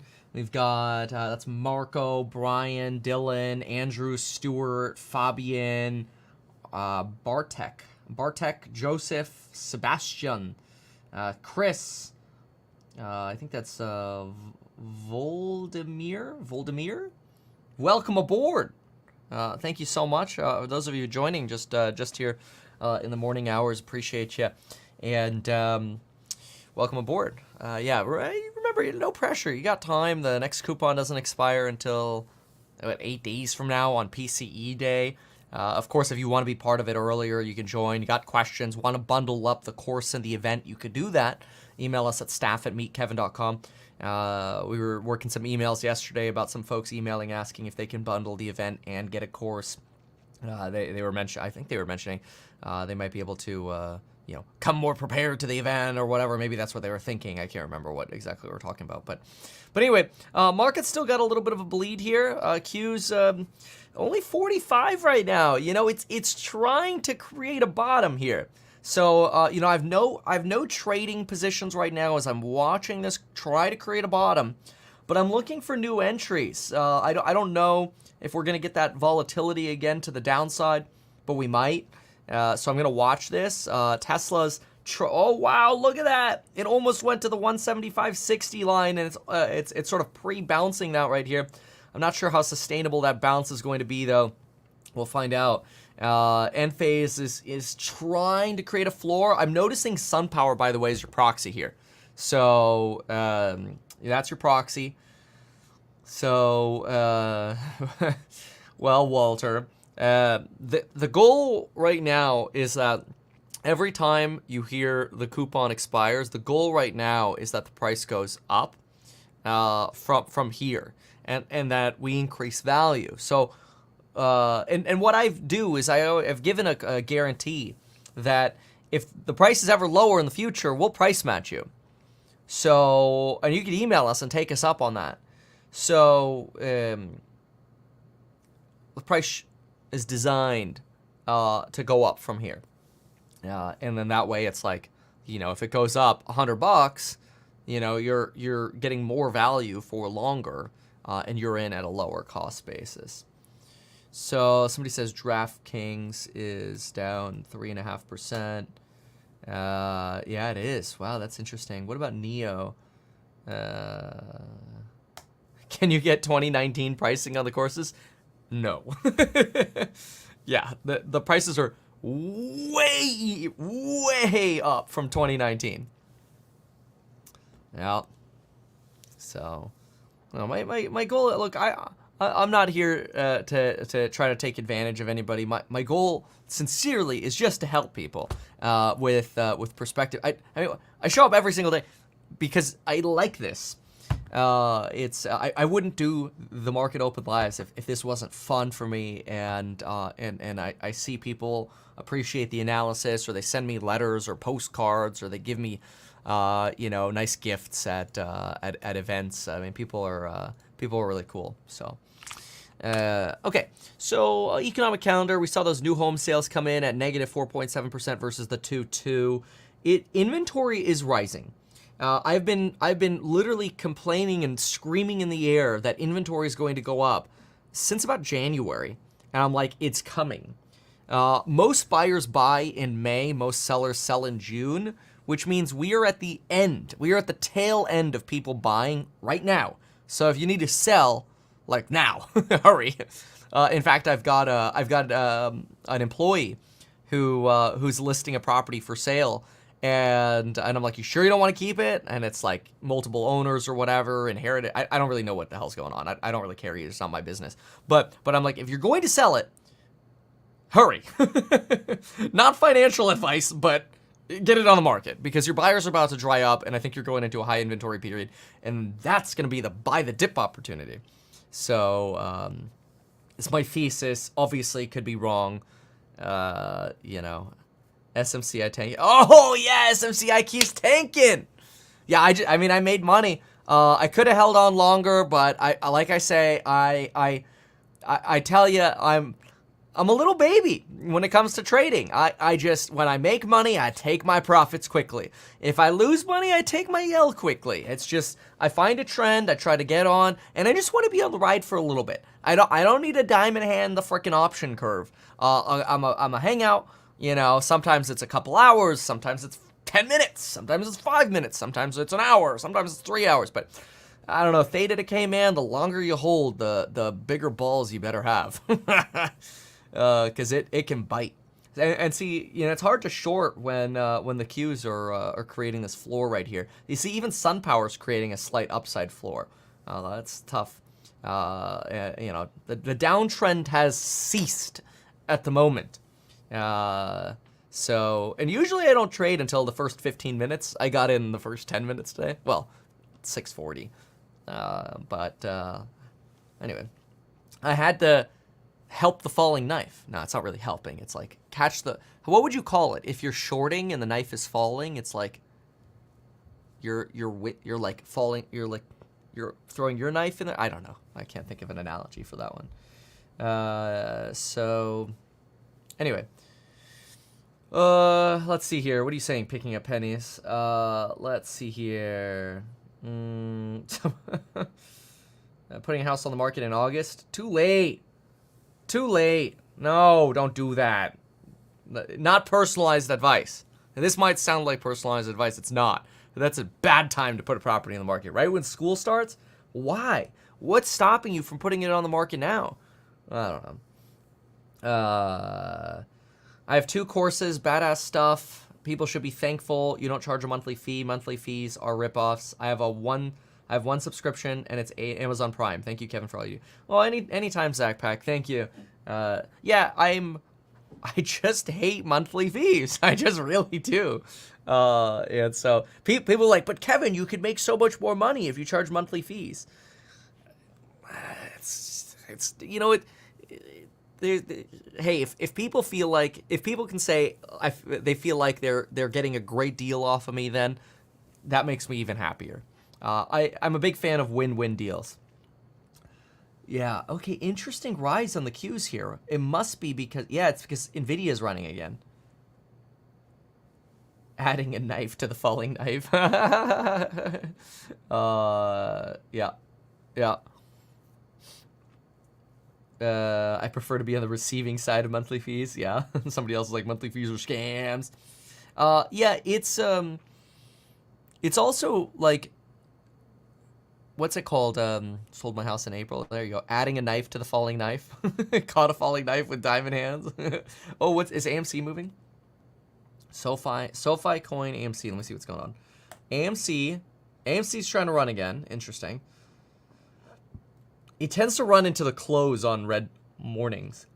But we'll see. AMC, SoFi's down. Where's Enphase? Enphase recovering just because it's SunPower. SunPower's creating this bottom. I'm convinced. When SunPower was free falling, this was an easy trade. Nvidia, Supermicro's rebounding, Tesla's rebounding.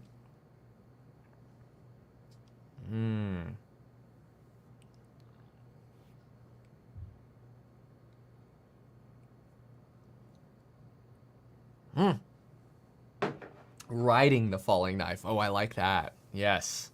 I don't catch the knife, I ride it. Oh, that sounds painful. There goes AMC. All right, let's see if there's any other news here pumping or dumping anything. You know, we did get a warning on Tesla. Remember, Tesla was right here. Look at where Tesla was. It was 182.18. And you want to see the greatest analysis in the world, hands down, as to why we had that downtrend from 182? You ready for the greatest lesson? This is a free lesson. The greatest lesson in the world on why Tesla went down is right here. My tweet from 6:10 a.m. Jim Cramer just now. If Jensen is bullish on Tesla, then I need to be bullish on Tesla. That's all you needed. I'm sorry. It's bad. Oh.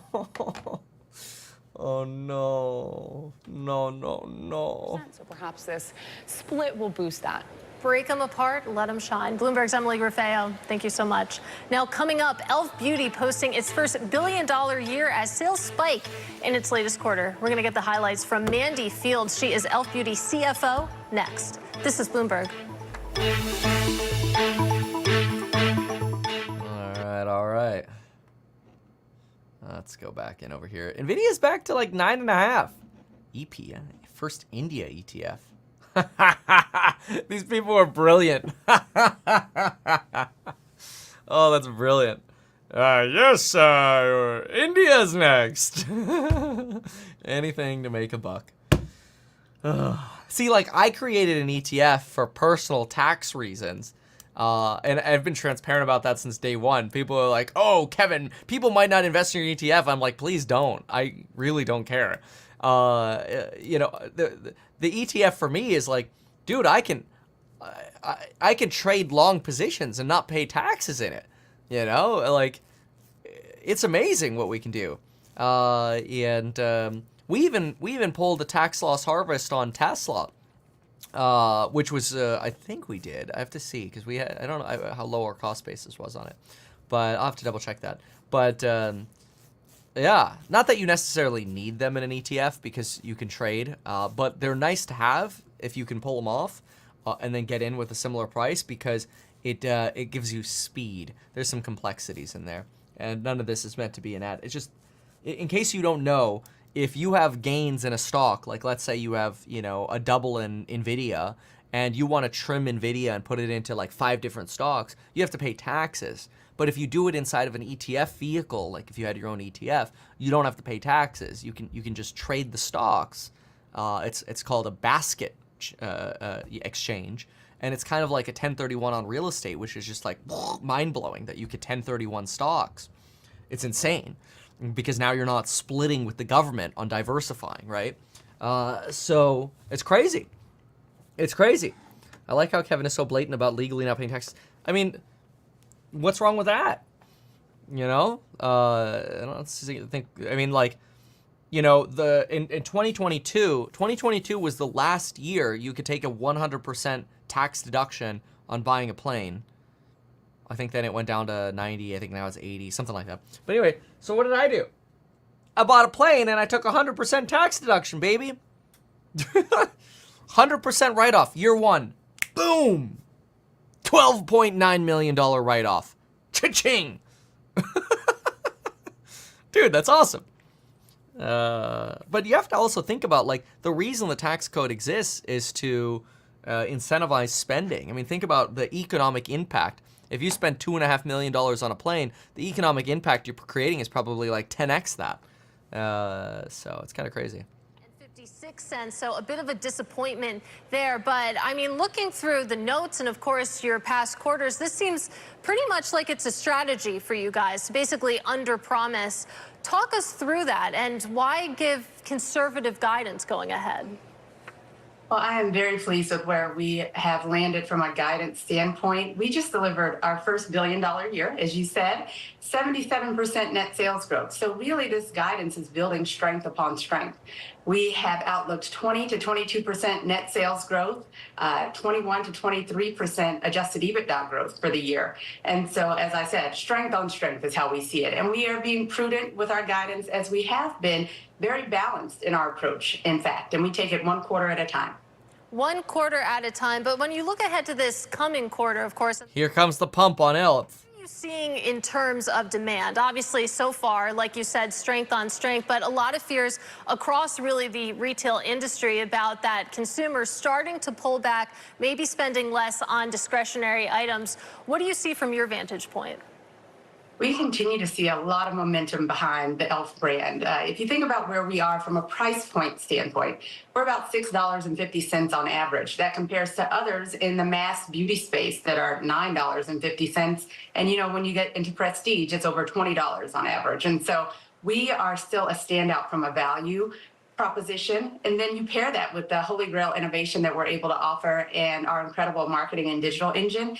And we continue to see our community coming back and buying more of e.l.f. Well, you mentioned your value, and that's something that I've been wondering about. When you think about e.l.f. winning market share, is that because of your pricing, of that value that you offer? Would you chalk it up to other factors? And I think about your marketing, for example, and it seems like Gen Z also has a connection with this brand in particular.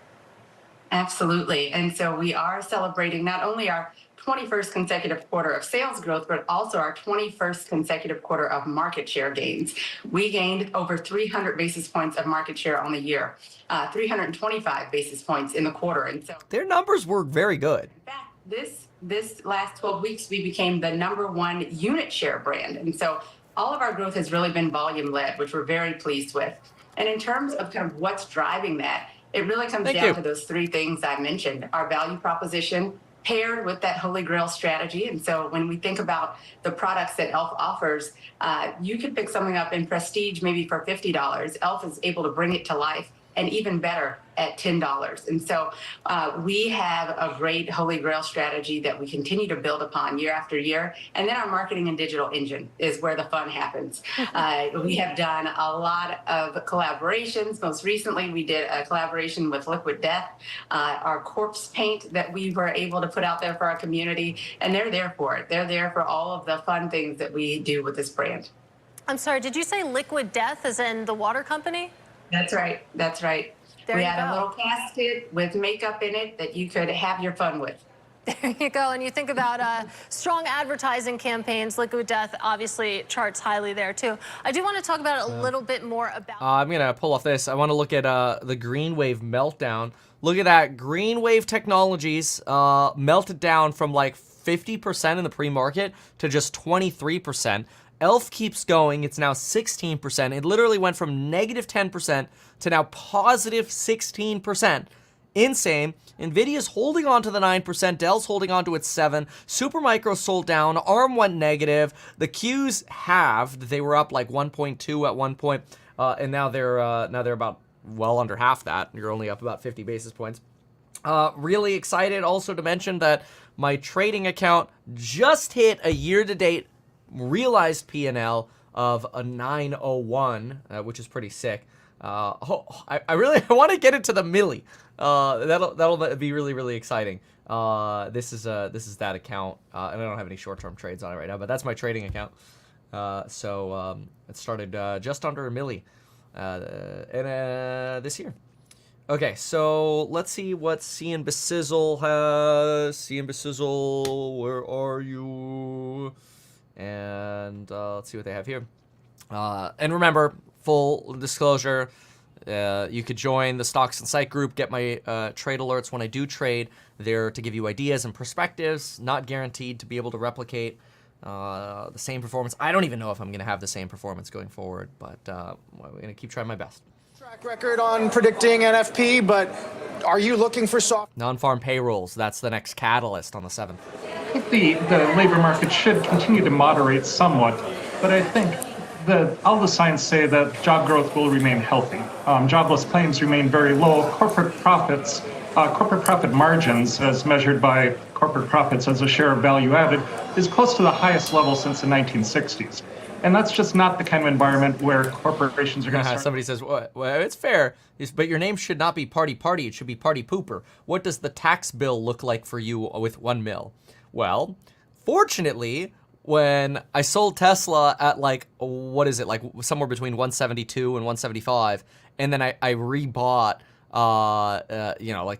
what was it, like 5 weeks later or whatever, I took a really nice tax loss harvest, which is one of the reasons I'm trading, because I sold my tax lots that were at a higher basis, and so I took a tax loss harvest, and so my tax bill should be, I have to verify this, I haven't done the taxes yet, but my tax bill on those gains should be 0.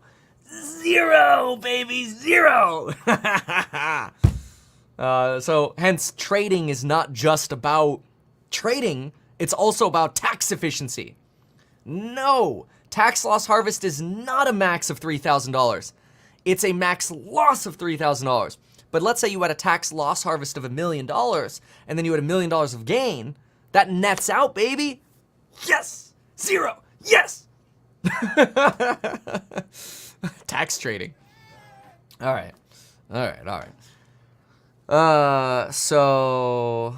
Okay, SunPower, 942, Neo, 936, Rivian, 61. Let's see here, Roblox. So, well, yeah, no, I mean, if you take a long position, you have to remember that. If you take a long position like Tesla, and let's say your basis is 220, right? And so it's a long position, and then it goes down to say 170. And then you sell, leave the stock for 30 days and come back in. Let's just say you haven't actually changed your portfolio. The money's already gone. Like, you already lost money on that long-term investment in Tesla. You already lost that. But that's your long portfolio. So if you could manipulate your long portfolio to give you the opportunity to trade tax-free, that's great. This doesn't change the fact that the trading account is up 900K this year by taking a tax loss on the long portfolio, right? So, okay. So, gosh, look at that. That's almost right there at the 175.60 line. Look at that. That's the second bounce now, a lower low here. 175.91. That's crazy. Then you have Neo's down 9%. Then you have Q's.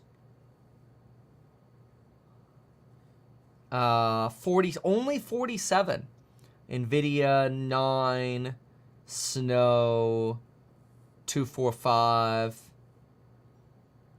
Yeah, BTC is still rotating down. Hims was up like 2 or 3%. Let's see here.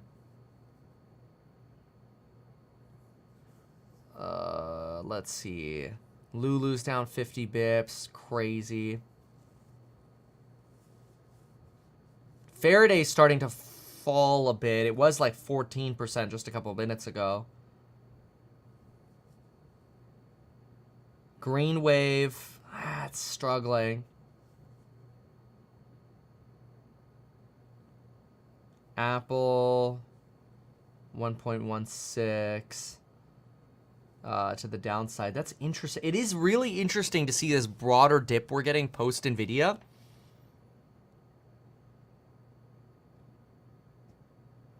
It's very interesting.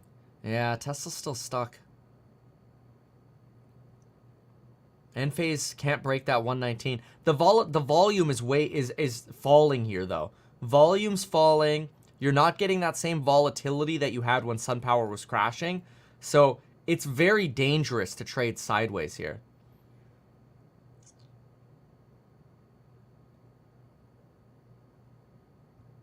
Tesla's still, Nvidia's still trying to, it looks like Nvidia's really capping out here at 1040.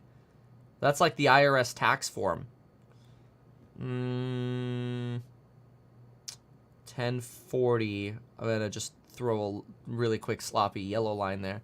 That's the line to break.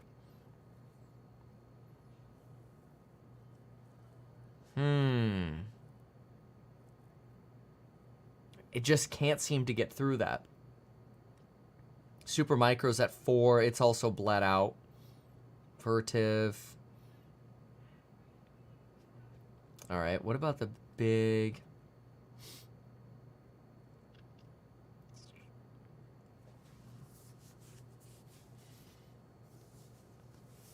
SunPower down 8.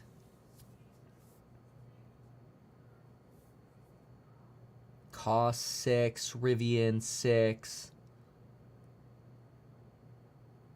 Lucid 4.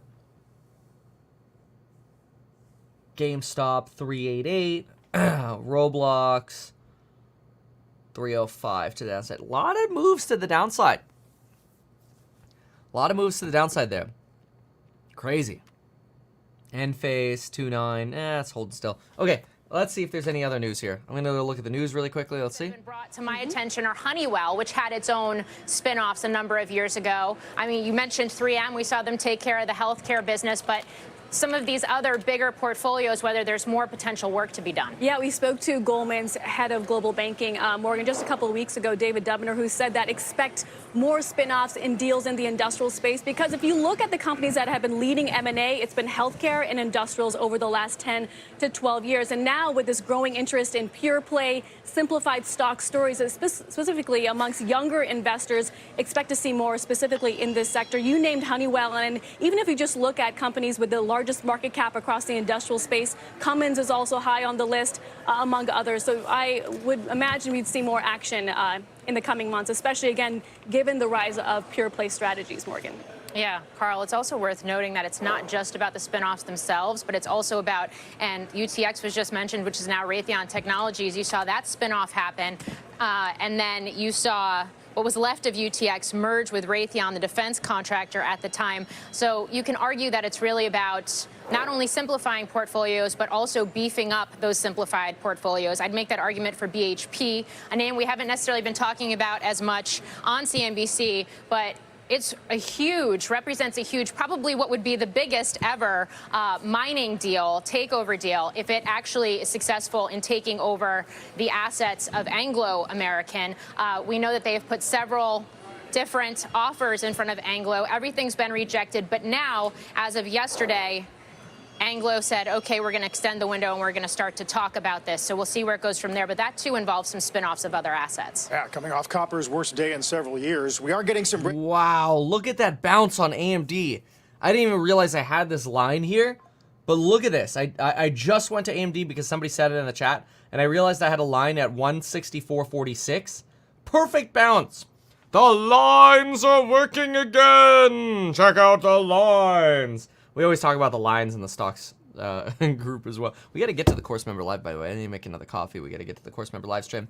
Welcome, Jeremiah and Makesum, who just joined. Welcome aboard. The lines work. Just trust the lines, man. Just trust the lines. That's it. That's crazy. Tesla still rotating down. Nvidia's in the same spot. Or sorry, Enphase. Nothing's really moving. Oh, look at that. Nvidia breaks above. Good for Nvidia, but Supermicro's not keeping up. And I don't think ARM is either. ELF keeps going up. That's crazy. ARM 89. Let's see here. Ethereum. Supermicro. Snowflake's down. I can't believe Snowflake's down 3. That's wild.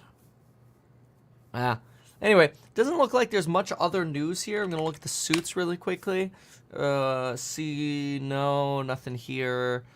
U.S. yields tick a little higher. Is that true? Did they tick higher? Let me see.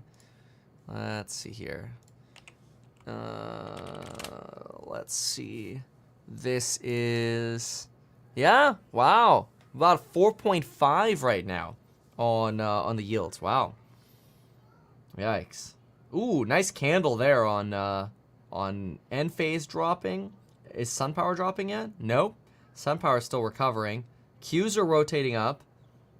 ARM's flat. So much is flat, except for, oh my gosh, Nvidia's now 10%. Dang. Wow. That's crazy. All right. I'm going to push the button now. I got to go. Thank you so much for being here. Oh, wait, what's this? Hold on. Is that news? Ticketmaster back in Oh, yeah, I heard about this yesterday, the Live Nation lawsuit. that their market share has actually declined. Ticketmaster's market share has actually declined since that merger 14 years ago. We have a quote here from Live Nation. They say it's, quote, absurd to claim that Live Nation and Ticketmaster are wielding monopoly power. Live Nation in no way fits the profile, saying service charges on Ticketmaster are no higher than elsewhere and frequently lower. And just a couple of details here. I think that it's Live Nation is going to focus on the fact that it's artists that set prices for their tickets and that venues set and keep the majority of ticket fees. And while Live Nation does own and control some venues, certainly not all of them that they do ticketing for, they also say that every year competition drives Live Nation to earn lower take rates from concert promotion and ticketing.